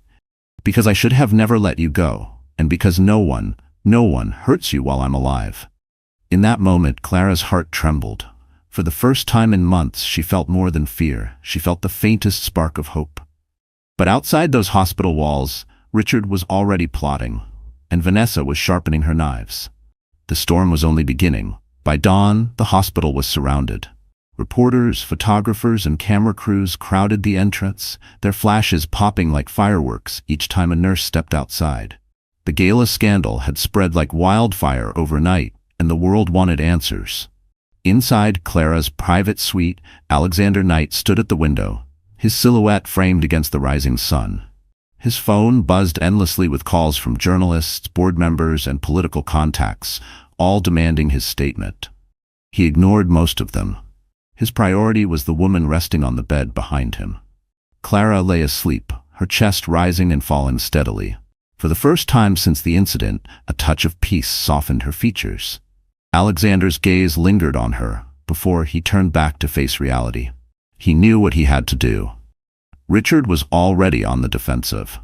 Overnight, his PR team had issued a statement claiming the incident was exaggerated, that Vanessa had simply tripped, and that Clara had overreacted. But the videos told a different story. Millions had seen Vanessa's deliberate kick, Richard's mocking laughter, and Alexander's furious entrance. The narrative wasn't Richard's to control anymore. At 9 o'clock sharp, Alexander walked out of the hospital, flanked by 2 of his security guards. The crowd erupted instantly, microphones shoved forward, voices shouting questions. "Mr. Knight, are you having an affair with Clara Evans? Did you assault Richard Evans at the gala? Are you planning to sue Evans Technologies?" Alexander raised a hand, and the noise dimmed. His voice, deep and steady, carried easily over the chaos. "Clara Evans is not just Richard's wife. She is a woman, a mother-to-be, and a human being who was brutally humiliated in front of the entire city. She was assaulted while carrying a child, and the man who should have protected her chose to laugh." gasps rippled through the crowd. The cameras zoomed in closer, capturing every word. Alexander continued, his tone sharper now.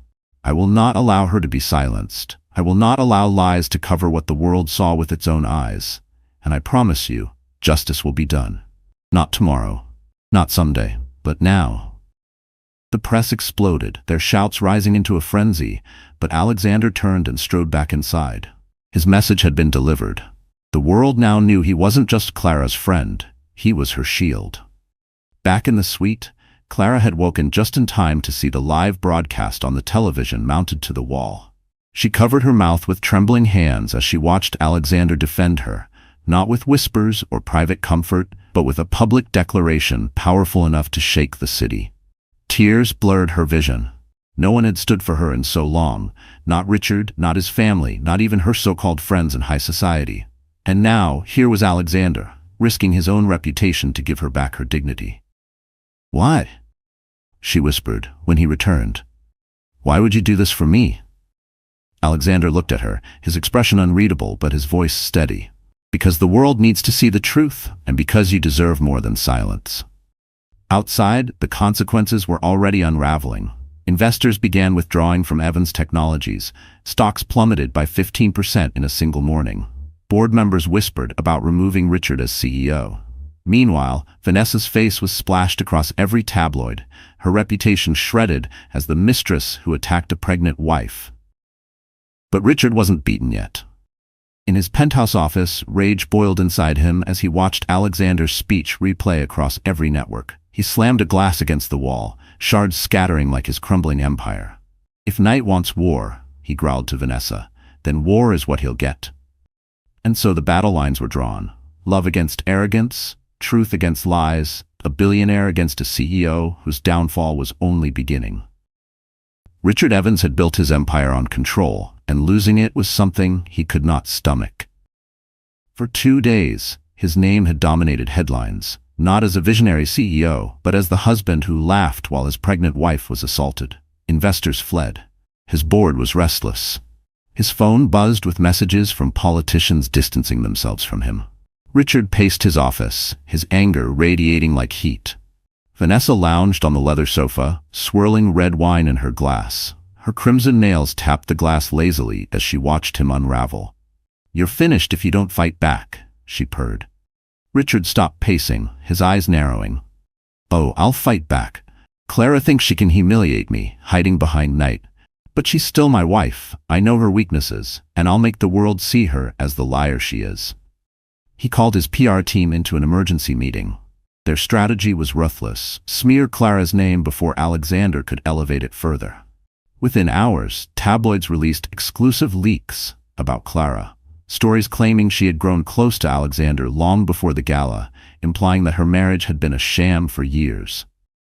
Anonymous sources whispered about staged tears, a manipulative wife using pregnancy as a shield while chasing the billionaire's fortune. On talk shows, commentators debated whether Clara had played the victim. Carefully edited footage made it seem as though she had provoked Vanessa. A few paid experts questioned her health, suggesting her fainting spells had been exaggerated for sympathy. The cruelty was staggering, and it worked for a moment. Social media became a battlefield. Some defended Clara, but others echoed Richard's lies, calling her a gold digger, a schemer, a weak woman using motherhood as her only value. Richard smirked as he watched the headlines shift. "See, it's working. By next week, she'll be yesterday's pity story." But Vanessa wasn't convinced. She set down her glass and crossed her legs, her tone sharp. "You're forgetting one thing, Richard. The internet never forgets. Those videos of you laughing, they're everywhere. No smear campaign can erase that." Richard turned on her, his voice like venom. "Then we make people forget her instead. You, Vanessa, you'll be the weapon. The loyal mistress turned fiancée. We'll announce our engagement, make it look like I've moved on from a toxic wife to a woman who truly supports me. We'll control the story." Vanessa arched a brow. Part of her thrilled at the thought of stepping into the spotlight, of finally being more than the other woman. But another part whispered caution. Richard was desperate, and desperate men were dangerous. Still, she smiled. "Fine, announce it. But remember, Richard, I'm not just your weapon. I'm your insurance. You cross me, and those files I keep, they'll bury you. Richard's jaw tightened, but he forced a smile. We're on the same side, darling. For now. By evening, press releases flooded inboxes across the city. Richard Evans confirms engagement to Vanessa Moore amid divorce proceedings. Photos were staged. Vanessa flashing a diamond ring, Richard's hand on her waist, both smiling as though scandal had never touched them. The move shocked the public. Some saw it as brazen arrogance, others as proof that Richard had no shame. But the announcement achieved its goal. It shifted attention. Clara, recovering quietly in the hospital, was once again painted as the discarded wife, the outsider in her own story. But what Richard underestimated was the power of truth. Clara's silence wasn't weakness anymore. It was preparation. And Alexander wasn't about to let Richard rewrite history without a fight. Because if Richard thought this smear campaign was the war, he hadn't seen the battle that was coming. The hospital room was quiet again, too quiet. The flowers sent by well-wishers had begun to wilt in their vases, their fragrance replaced by the sterile bite of disinfectant. Clara sat by the window in a hospital gown, her hair unbrushed, her hands folded protectively over her belly. She hadn't spoken much in days. On the television mounted to the wall, Richard's smug face appeared once more. This time he stood beside Vanessa, her hand flaunting a massive diamond ring. Their smiles were blinding, their headlines cruel. Richard Evans, engaged to Vanessa Moore, moving on from toxic marriage. The words cut deeper than any knife. Clara fumbled for the remote and turned the TV off, but the silence that followed was worse. In the stillness, the whispers of the world rang louder. She's weak. She's discarded. She's nothing without him. Clara pressed her forehead against the cold glass of the window, tears spilling down her cheeks. Her reflection stared back at her, hollow-eyed and broken. She barely recognized herself anymore. The vibrant girl who once dreamed of designing gowns, the woman who once believed in love. Now she was just the wife who had been laughed at, humiliated, replaced. Maybe they're right, she whispered to the empty room. Maybe I am nothing. The thought terrified her, but it wrapped around her like chains. She had given up her career, her independence, her voice, all for Richard. And now, what did she have left? A ruined reputation, a broken heart, a world that pitied her or mocked her. Her sobs shook her body. She slid down onto the floor, clutching her belly, whispering apologies to the child who had no choice in any of this. I'm sorry, she cried. I don't know if I can do this. I don't know if I'm strong enough. The despair threatened to drown her. She thought of disappearing, of fading into the background so that the cruel eyes of the world would stop watching her fall apart. But then, a sound broke through her despair. A steady, rhythmic thump, faint at first, then stronger. It was the monitor beside her bed, still tracking the baby's heartbeat. Clara froze. She lifted her head, listening. Thump, thump, thump, thump. Strong. Steady. Defiant. Her tears didn't stop, but they changed. They weren't just tears of sorrow now. They were tears of realization. Her baby was alive. Her baby was fighting. Her baby believed in her, even when she didn't believe in herself. Clara crawled back onto the bed, her hands covering her belly, as if to shield the life within. You're still here, she whispered, her voice trembling. You're still holding on. If you can fight, then so can I. For the first time in weeks, something shifted inside her. The weight of despair didn't vanish, but a spark lit within the darkness. She thought of Alexander, of how he had carried her from the gala, how he had faced the press to protect her when no one else had. She thought of her parents, who had raised her to believe that dignity was worth more than diamonds. And she thought of herself, not the broken woman in the mirror, but the girl who once believed she could create beauty from nothing but fabric and thread. Clara wiped her tears with the back of her hand. Her voice was stronger now. I won't let him win. Not Richard. Not Vanessa. They don't get to write my story. I do. The baby's heartbeat pulsed steadily, as if in agreement. And in that fragile hospital room, for the first time since her world collapsed, Clara rose from the ashes of despair with a new vow. She would fight. Not just for herself, but for the life growing inside her. The hospital released Clara a week later. She returned not to the Evans penthouse, but to a quiet townhouse Alexander had secured for her under his name. It was simple, private, safe. A place where reporters couldn't swarm the doors and Richard couldn't barge in pretending to claim what he had already discarded. Still, Clara felt uneasy. Each night she lay awake. The headlines were playing in her mind, Richard's laughter echoing like poison. She knew the smear campaign wasn't over. He wouldn't stop until he crushed her completely. One rainy afternoon, while unpacking a box of old belongings, Clara stumbled across something she hadn't seen in months. An external hard drive. It was small, silver, and scratched at the edges. She remembered Richard tossing it carelessly into her bag months ago after a board meeting, telling her to keep it somewhere safe. At the time, she hadn't thought much of it. Richard often dumped things on her, treating her like an assistant rather than a wife. Now, her curiosity piqued. She plugged it into her laptop, expecting to find boring corporate files she wouldn't understand. But as the folders opened, her breath caught in her throat. Dozens of documents filled the screen. Financial spreadsheets, offshore account numbers, emails with shadowy contacts. Clara clicked through them, her hands trembling. Each file told the same story. Richard had been embezzling millions, siphoning company money into shell corporations across the world. Her chest tightened. This wasn't just greed. This was criminal. Scrolling further, Clara found audio recordings. Vanessa's voice, sly and taunting, coaxing Richard in admitting his schemes. "Don't worry," Vanessa purred in one clip. "No one will ever find out. I'll keep your secret safe, as long as I'm by your side." Clara's stomach churned. Vanessa wasn't just his mistress. She was his accomplice, his blackmailer, his ticking time bomb. She pushed the laptop away, her heart racing. She should call the police. She should send everything to the board. But then fear gripped her. Richard was ruthless. If he discovered she had these files, he wouldn't hesitate to silence her, by any means. Her first instinct was to close it all, pretend she hadn't seen it. But then she thought of the baby. The baby who had given her strength when she was ready to give up. Could she really raise her child in a world where Richard still held power, where his lies went unpunished? Her hand rested on her belly.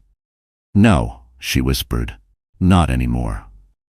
Just then the doorbell rang. Clara froze, panic flooding her chest. She quickly shut the laptop and tucked the hard drive beneath the cushions of the couch before answering. It was Alexander. His suit was damp from the rain, his expression sharp as always, but his eyes softened when they met hers. "You look pale. What happened?" Clara hesitated. For a moment she considered hiding the truth. But Alexander had already risked everything to protect her. He deserved to know. "I found something," she whispered, leading him to the couch. She pulled out the hard drive, her hands trembling. Richard's secrets, his crimes, proof of everything. Alexander's eyes narrowed as he scanned the files on her laptop. His jaw tightened, and for a moment, Clara saw the ruthless businessman beneath the protector, the man capable of taking down empires. "This," he said slowly, "isn't just leverage. This is a weapon. With this, Richard's empire will collapse, and for the first time, he'll be the one begging for mercy." Clara's pulse quickened. She felt both fear and relief, fear of what Richard might do if he discovered she had the files, but relief that, finally, she had power. For months, she had been silent, powerless, erased. Now, in her hands, she held the key to her own redemption and Richard's destruction. Clara stood in front of the mirror, staring at the reflection she barely recognized. For months she had seen nothing but a ghost. Hollow eyes, slumped shoulders, a woman broken by betrayal. But now, something was changing. Slowly, painfully, she was rediscovering the woman she once was. The woman Richard had tried to erase. It started with the files. Holding Richard's secrets had given her more than evidence. It had given her power. For the first time since their marriage, Clara wasn't helpless. She wasn't the one being humiliated. She held the weapon that could bring him to his knees. And that realization awakened something deep inside her. Alexander noticed the shift immediately. He had been sitting at the dining table, reviewing the documents with a team of private investigators he trusted. But when Clara walked into the room, he looked up and froze. She wasn't wearing the oversized sweater she had hidden in for weeks. She wasn't curling inward like someone ashamed of existing. Instead, she wore a sleek navy dress that hugged her growing belly with dignity rather than shame. Her hair, freshly cut and styled, framed her face in soft waves. And her eyes, God, her eyes, were no longer dull. They burned with quiet fire. "You look Alexander began, searching for the right word. Like yourself again? Clara's lips curved into the faintest smile. Not like myself, Alex. Better. The makeover hadn't been about vanity. It was about reclaiming her identity. She had called her old college friend, a stylist who owed her a favor, and asked for help. Together, they had gone through racks of clothing until Clara found pieces that made her feel strong. Every hemline, every fabric was chosen not to please Richard. Not to fit into his world, but to reflect the woman she wanted to be. As the stylist pinned the final dress, Clara had looked into the mirror and whispered, "I am not his victim. I am my child's mother. I am me." Now she sat with Alexander and the investigators, listening carefully as they outlined strategies for how the files could be used. She took notes, asked questions, and made decisions. Gone was the silent wife who nodded while her husband spoke. In her place was a woman who demanded to be heard. Alexander watched her, admiration flickering in his gaze. This was the Clara he remembered from college, the one who had sketched designs late into the night, who believed she could change the world with a needle and thread.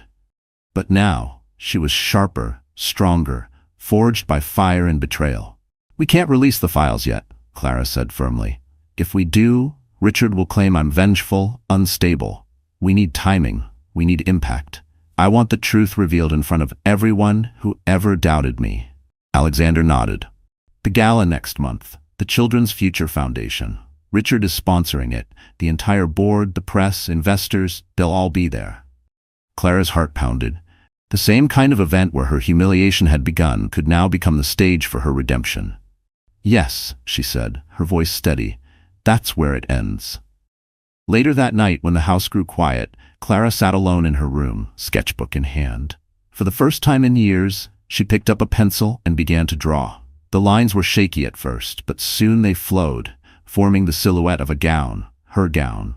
She imagined herself walking into that gala not as Richard's discarded wife, but as Clara Evans, powerful, unbroken, unstoppable. She closed the sketchbook, her hand resting on her belly. "We're going to show them," she whispered to her baby. "We're going to show them who we really are." And as the city slept, Clara Evans was reborn. The night of the Children's Future Foundation Gala arrived like a storm. The Grand Imperial Hotel, the very place where Clara's humiliation had unfolded weeks earlier, glowed with chandeliers and velvet carpets once more. Limousines lined the entrance, flashing cameras capturing the city's most powerful as they stepped onto the red carpet. For many, it was just another glamorous evening. But for Clara, it was the battleground where she would reclaim her dignity. Inside one of the waiting cars, Clara took a deep breath. She smoothed the silk of her gown, the very design she had sketched during those sleepless nights. Midnight blue, with hand-embroidered silver details that shimmered like constellations, the gown hugged her form and celebrated her pregnancy rather than concealing it. She was no longer hiding. She was radiant, commanding, undeniable. Alexander sat beside her, dressed in a tailored black tuxedo that made his presence even more formidable. He glanced at her, and for a moment the ruthless billionaire softened. "Are you ready?" Clara met his gaze, her lips curving into a confident smile. "More than ready." When the car door opened, the flashes erupted like fireworks. Reporters gasped as Clara stepped out, her hand resting lightly on Alexander's arm. She walked with the grace of a queen returning to her throne, every step deliberate, every movement defiant. Gasps turned to murmurs, then to applause. "Is that Clara Evans?" one reporter whispered. "She looks incredible," another replied. "And with Alexander Knight, my God, the headlines write themselves." The entrance became chaos as journalists scrambled for photos. Clara kept her chin high, refusing to be cowed. For the first time, she wasn't walking into a gala as Richard's accessory. She was walking in as herself, and the entire city could feel it. Inside the ballroom, the atmosphere shifted instantly. Richard and Vanessa had arrived earlier, smug and confident, Vanessa flaunting her engagement ring like a crown jewel. But when Clara and Alexander entered, the room tilted. Conversations stopped mid-sentence. Glasses paused halfway to lips. Every eye turned toward her. Richard's face drained of color. He gripped his champagne flute so tightly it cracked, spilling liquid down his cuff. Vanessa's smile faltered, jealousy flashing in her eyes as she saw the crowd gravitate toward Clara. Clara didn't falter. She walked past them, her gown sweeping like a wave of power, her eyes steady and calm. She didn't need to shout. Her presence was enough to silence every doubt, every cruel word that had ever been spoken about her. Alexander leaned close, his voice low but firm. "They can't touch you anymore." The whispers in the room grew louder. Guests who had once pitied her now looked at her with awe. Even those who had sided with Richard shifted uncomfortably, realizing they had underestimated the woman he had cast aside. At the center of the ballroom, Clara paused. The chandeliers above seemed to spotlight her, casting her in a glow that made her look untouchable. For a moment, the silence was absolute. Then, slowly, applause began. First from a small group of women near the stage, then spreading like wildfire until the entire ballroom thundered with clapping. Richard's jaw clenched.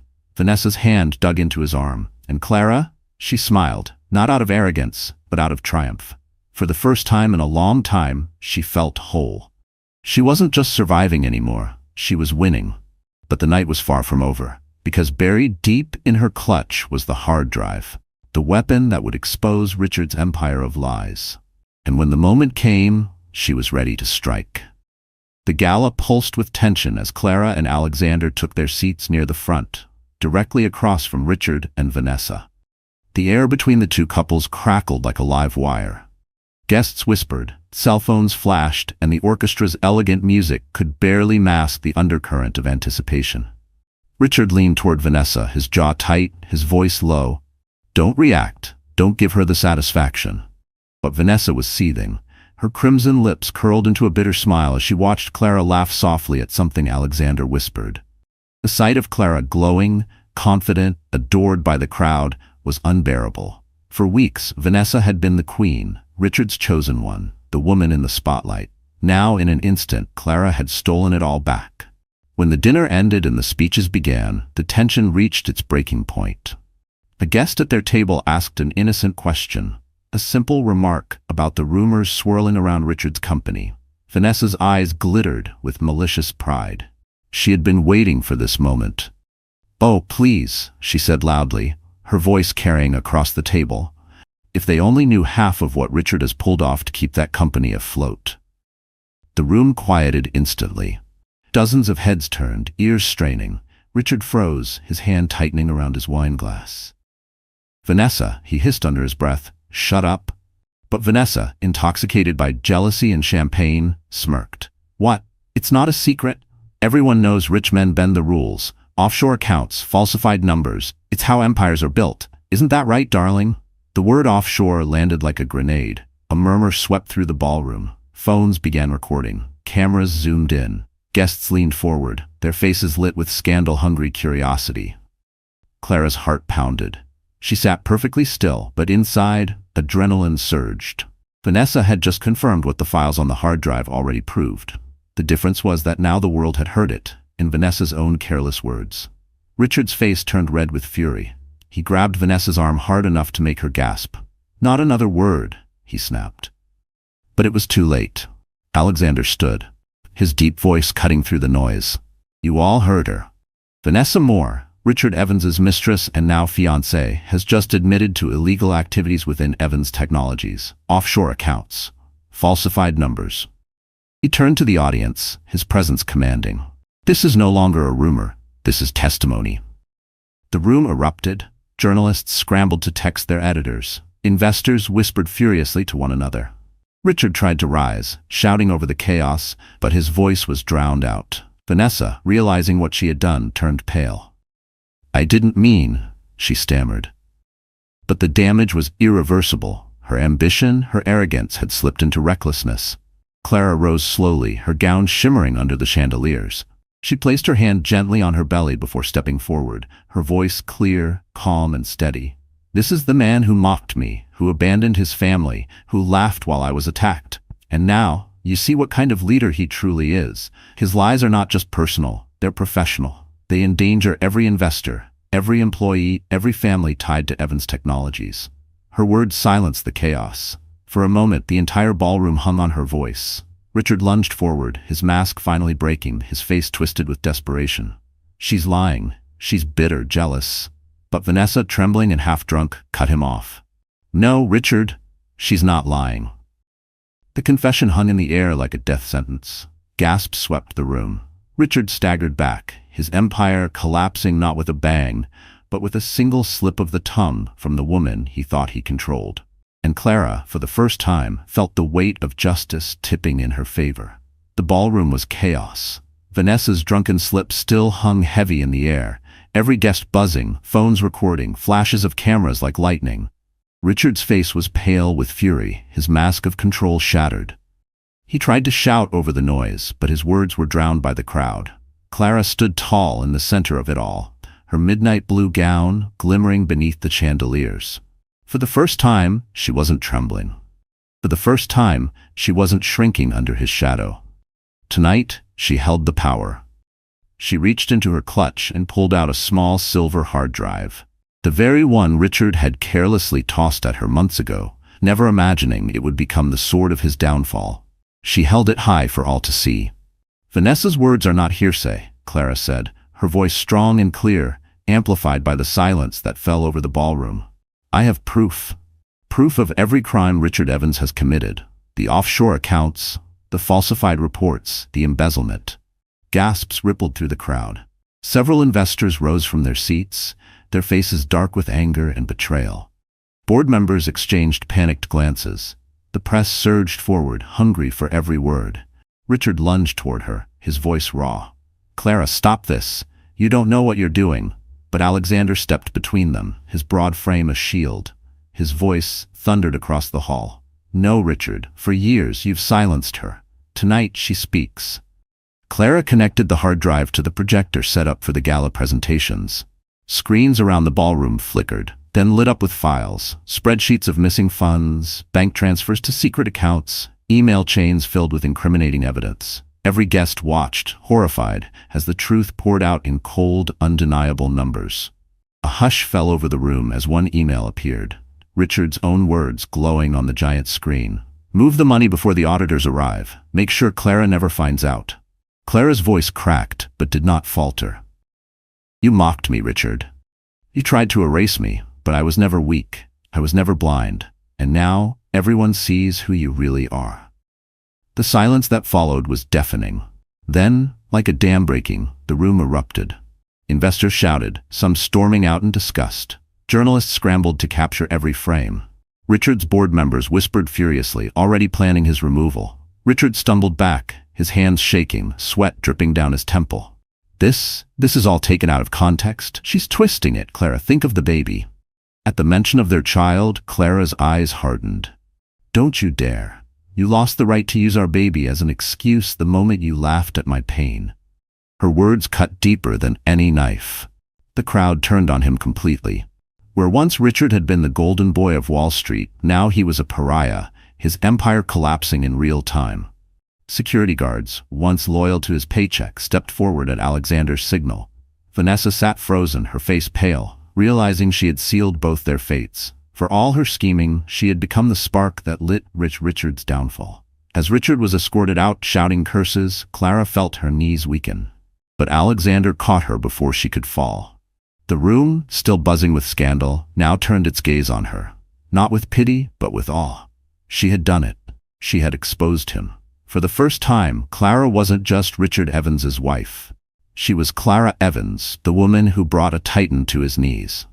The morning after the gala, the headlines were merciless. Richard Evans exposed, financial crimes uncovered at gala. Pregnant wife's courage brings down tech titan. Vanessa Moore confirms Evans's crimes in stunning slip. News channels replayed the footage of Clara standing tall, unveiling the files for the world to see. The once revered CEO had become a spectacle of disgrace. Inside the Evans Technologies headquarters, board members gathered in a tense emergency meeting. The atmosphere was suffocating. Men and women who had once bowed to Richard's every demand now whispered in corners, shaking their heads. Richard stormed in, his tie loosened, his eyes bloodshot from a sleepless night. "This is ridiculous," he barked. "I built this company. None of you would be here without me. You think you can throw me out because of a few doctored files?" The chairman, a gray-haired veteran who had defended Richard for years, cleared his throat. His voice was firm but heavy with finality. "It's not a few files, Richard. It's evidence. and the SEC is already investigating. Investors are pulling out. Our stock dropped 30% overnight. If you stay, this company dies." The vote was swift, brutal, and unanimous. Richard Evans was removed as CEO. He left the boardroom pale and trembling, his empire slipping through his fingers. The cameras waiting outside captured his downfall. Once the darling of Wall Street, now a disgraced man shoving past reporters, muttering threats under his breath. Back at his penthouse, Richard slammed the door shut, rage boiling inside him. "I'll rebuild," he growled. "They can't do this to me. I'll come back stronger." But when he turned, Vanessa was already packing her bags. "What are you doing?" he demanded. Vanessa didn't even look at him. "Leaving." She zipped her designer suitcase and straightened. "Do you really think I'm going down with you? You're finished, Richard. Your name is poison. I'm not ruining my life for a man who can't even keep his secrets safe." Richard's jaw clenched. "You said you loved me." Vanessa laughed, the sound cold and sharp. "I loved what you gave me, but you don't have anything left to give." She brushed past him, heels clicking against the marble floor. At the door she turned, her smile cruel. "You thought you controlled me, but you were just a stepping stone. Goodbye, Richard." The slam of the door echoed like a gunshot. Alone, Richard poured himself another drink, his hands shaking. He barely noticed the knock at the door until it grew louder, sharper. Irritated, he stumbled to open it, only to be greeted by two federal agents flashing their badges. "Richard Evans, you're under investigation for fraud, embezzlement, and securities violations. You'll need to come with us." Richard's glass slipped from his hand, shattering on the floor. "You can't do this," he stammered. "I'm Richard Evans. I have lawyers. I have power." But the agents didn't flinch. They recited his rights as they led him away, his protests growing weaker with each step. Outside, cameras flashed again, capturing the once mighty CEO being escorted out of his own building in handcuffs. For Clara, watching the broadcast from Alexander's townhouse, the moment was surreal. She had imagined this day in whispers, in desperate prayers, but to see it play out so publicly was overwhelming. She pressed a hand to her belly, whispering softly, "It's over. He can't hurt us anymore." And yet, she knew this was only the beginning. Because while Richard's empire had collapsed, Clara's journey was just starting. A journey not of survival, but of rebirth. The world had witnessed Richard Evans's downfall in real time. Footage of his arrest dominated every channel, his once pristine image forever tarnished. But while Richard's empire crumbled, another story rose from the ashes, a story of a woman who refused to be silenced. Clara Evans. For the first time in her life, her name was on headlines not as Richard's wife or the disgraced CEO's spouse, but as the woman who had exposed corruption with courage and dignity. Clara Evans, from humiliated wife to heroine of justice. Pregnant woman brings down tech titan. Symbol of strength, Clara Evans inspires millions. The coverage was relentless, but this time it wasn't cruel. It was admiring, respectful, even reverent. Talk shows debated her resilience. Women across the country wrote letters, thanking her for showing that silence was not weakness. Social media flooded with hashtags, "Stand like Clara," "Strength and Grace," "Her voice matters." At first, Clara was overwhelmed. Sitting in Alexander's townhouse, she scrolled through the endless articles and posts, her hand trembling. For so long, every headline had been a dagger aimed at her heart. Now, they felt like balm, healing wounds she had thought would never close. Alexander entered the room, carrying tea. "The world's finally seeing you the way I always did," he said softly. Clara smiled faintly, her eyes misting. "It feels strange. I don't know if I deserve all of this." Alexander knelt beside her, taking her hand. "You earned every bit of it. You fought when no one thought you could. You stood when he wanted you to crawl. Clara, you didn't just save yourself. You gave hope to every woman who's ever been silenced." His words settled deep in her heart. For so long, she had defined herself by Richard's cruelty, by the humiliation she endured. But now, she was being defined by her courage, by her strength, by her refusal to break. That evening, Clara received an invitation from a major women's rights organization. They wanted her to speak at their annual summit. She hesitated, nerves twisting in her stomach. Speaking publicly had never been her role. She had always been the quiet one, the shadow behind Richard's spotlight. But Alexander placed the invitation gently in her lap. "You don't have to do it," he said. "But if you do, your voice could change lives." Clara looked down at her belly, feeling the soft flutter of life within. Her baby, her reason, her anchor. She straightened her shoulders. I'll do it. The summit was held in a grand auditorium, filled with thousands of women from every background. Students, professionals, mothers, survivors. When Clara stepped onto the stage, a hush fell over the crowd. She wore a simple white dress, her hair loose, her expression serene yet strong. For a moment she froze. The weight of so many eyes pressed down on her. Then she thought of Richard's laughter, of Vanessa's kick, of the countless nights she had cried alone, and she thought of the heartbeat that had given her strength. Her voice, though soft at first, grew stronger with every word. For years, I believed silence was survival. I believed that if I stayed quiet, I could keep my family, my dignity, my place. But silence nearly destroyed me. What saved me was remembering that I was not just a wife, not just a victim. I was a woman, a mother, a human being who deserved respect. The audience erupted in applause, many rising to their feet, tears streaming down their faces. Clara's own eyes blurred, but she smiled. That night, as she stepped off the stage, reporters didn't swarm her. Instead, women reached out their hands, not for autographs, but for solidarity, for gratitude, for hope. Clara Evans had become more than a name in the headlines. She had become a symbol, and for the first time, she felt worthy of it. The applause from the summit still echoed in Clara's mind hours later.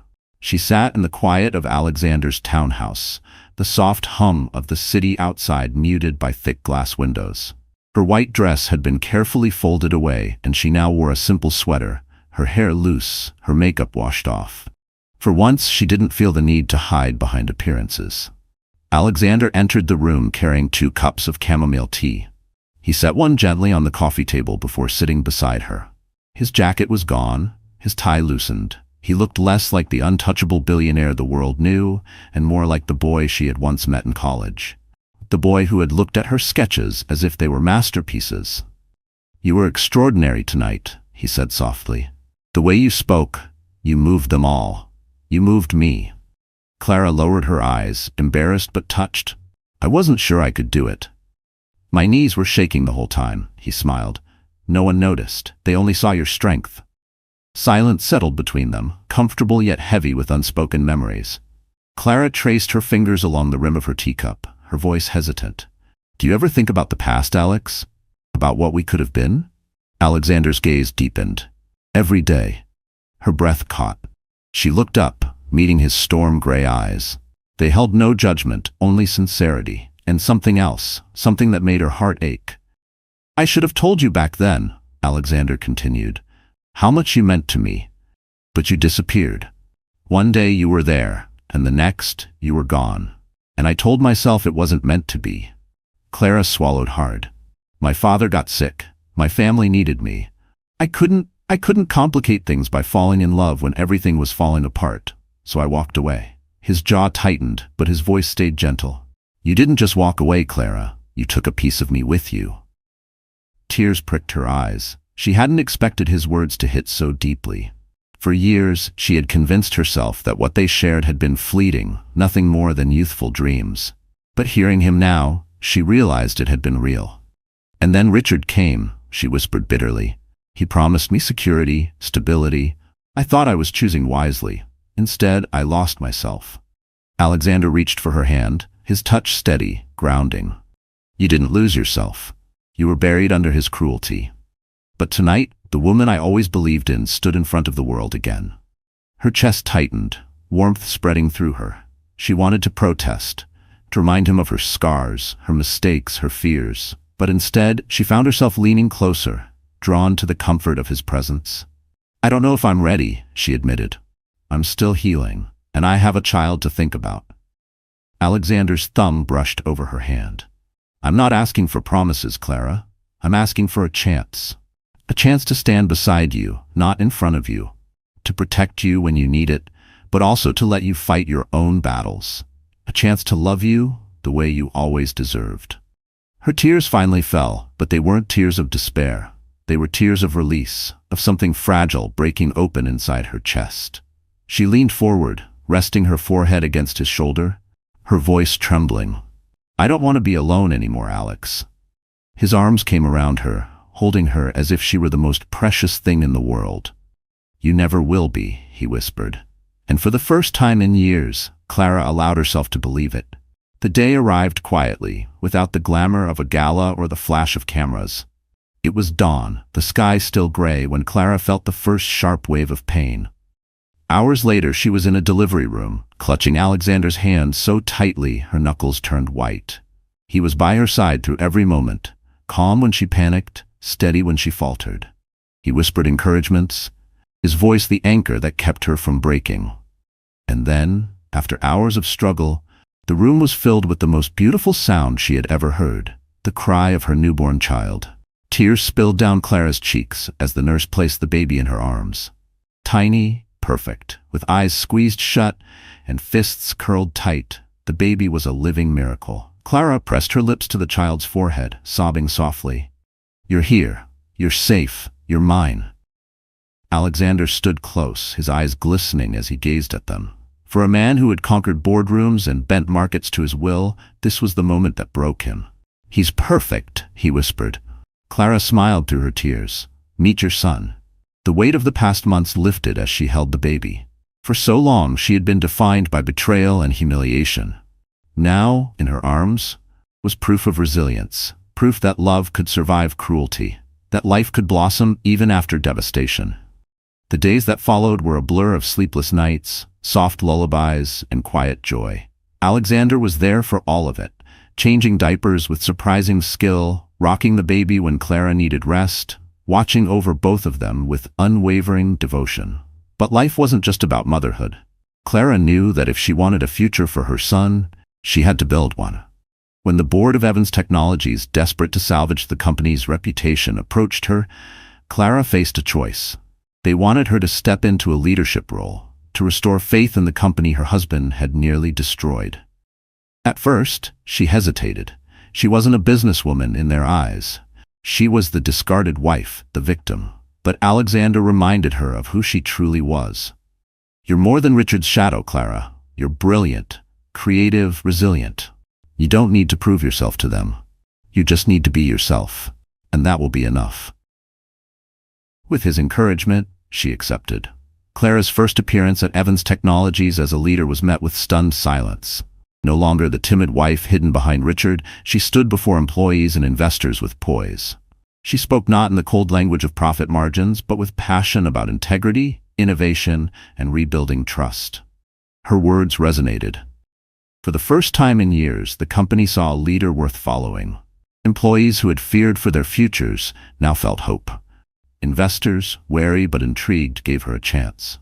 The press captured it all. Clara, holding her newborn son in one arm, speaking with strength and vision. The image went viral. Not just a mother, not just a widow of betrayal, but a woman reborn. She had become both protector and leader, balancing late nights with feedings and early mornings with board meetings. It wasn't easy. There were tears, exhaustion, and moments of doubt. But every time she looked into her baby's eyes, she found strength she didn't know she had.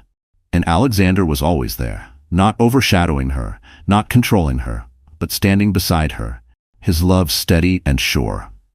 One evening, as she rocked her son to sleep, Clara whispered, "You'll grow up in a world where truth matters, where love is strong, and where your mother never gave up." Her son's tiny hand curled around her finger, and Clara knew the nightmare was over. A new story had begun. It was nearly a year after the night that had changed everything. Spring sunlight streamed through the tall windows of the Grand Imperial Hotel, now hosting a different kind of gala, not one of arrogance or showmanship, but of hope. The Children's Future Foundation had invited Clara Evans as the keynote speaker. The ballroom was full. Investors, activists, journalists, and everyday citizens had gathered to hear the woman whose story had captured the world. The woman who had been humiliated, broken, betrayed, and who had risen stronger than ever. Clara stood backstage, adjusting the microphone clip to her gown. In the audience, Alexander sat in the front row, their son nestled in his arms, the baby's soft coos drawing smiles from those around him. Clara's heart steadied at the sight. For years she had walked into rooms alone, uncertain, silenced. Tonight, she walked in as a woman with her family, her voice and her dignity intact. The announcer's voice echoed through the hall. Please welcome our guest of honor, Clara Evans. Applause thundered as she stepped into the light. She paused, letting the moment wash over her, then began. "A year ago," she said, her voice clear, "I walked into this very ballroom in fear. I walked in as a wife who had been betrayed, humiliated, and silenced. That night, I fell to the floor in pain, and I thought my story had ended there." The crowd was silent, listening intently. But it didn't end, because pain is not the end. Betrayal is not the end. That night was the beginning of something I didn't know I had inside me: strength. Her eyes swept the room, meeting faces young and old. For too long, I believed silence was survival. I believed that if I kept quiet, endured humiliation, I could protect my family. But silence nearly destroyed me. What saved me was remembering that I was more than someone's wife. I was more than someone's victim. I was a woman, a mother, a human being who deserved respect. Applause rippled through the audience, but Clara raised her hand gently, continuing, "I stand here today not just for myself, but for every woman who has ever been told to stay quiet. For every person who has been mocked, ignored, or erased. I want you to know this. Your voice matters. Your truth matters. And when you find the courage to speak, you will not only save yourself, you might save others too." Her voice trembled with emotion, but her resolve was steady. "Richard Evans tried to break me. He lost everything: his company, his reputation, his freedom, because he underestimated the strength of the woman he thought he controlled. But this isn't just about him. It's about the countless people out there who need to see that, even in the darkest moments, light can return." Clara glanced toward the front row, where Alexander smiled proudly, their son resting peacefully against his chest. A tear slipped down her cheek, but she let it fall. "I rebuilt my life. I found love that is real, support that is unwavering, and a future for my child that is bright. And if I can rise from the floor of that ballroom, so can you." The hall erupted in a standing ovation. People clapped, cried, shouted her name. For once, the noise didn't frighten her. It filled her with peace. As she left the stage, Alexander rose to meet her, their son between them. He kissed her temple softly. "You did it," he whispered. Clara smiled through tears. "No," she said, holding her baby close. "We did it." And in that moment, the story that had begun in betrayal ended in bitterness, but in triumph, healing, and love. So, my friends, that's how the story comes to an end. You're still here with me, right? If you've stayed until now, it means something in Clara's journey touched your heart, and maybe, just maybe, it reminded you of your own strength. You see, life will break us down. People will betray us. But as the Stoic philosopher Epictetus once said, we cannot choose our external circumstances, but we can always choose how we respond to them. Clara chose to rise. She chose courage over silence, dignity over despair, and that choice changed everything. So if you're facing struggles, remember, you are stronger than you think. Now, if this story moved you even a little, don't keep it to yourself. Share it with someone who needs hope, and subscribe to our channel so together we can keep telling stories that heal.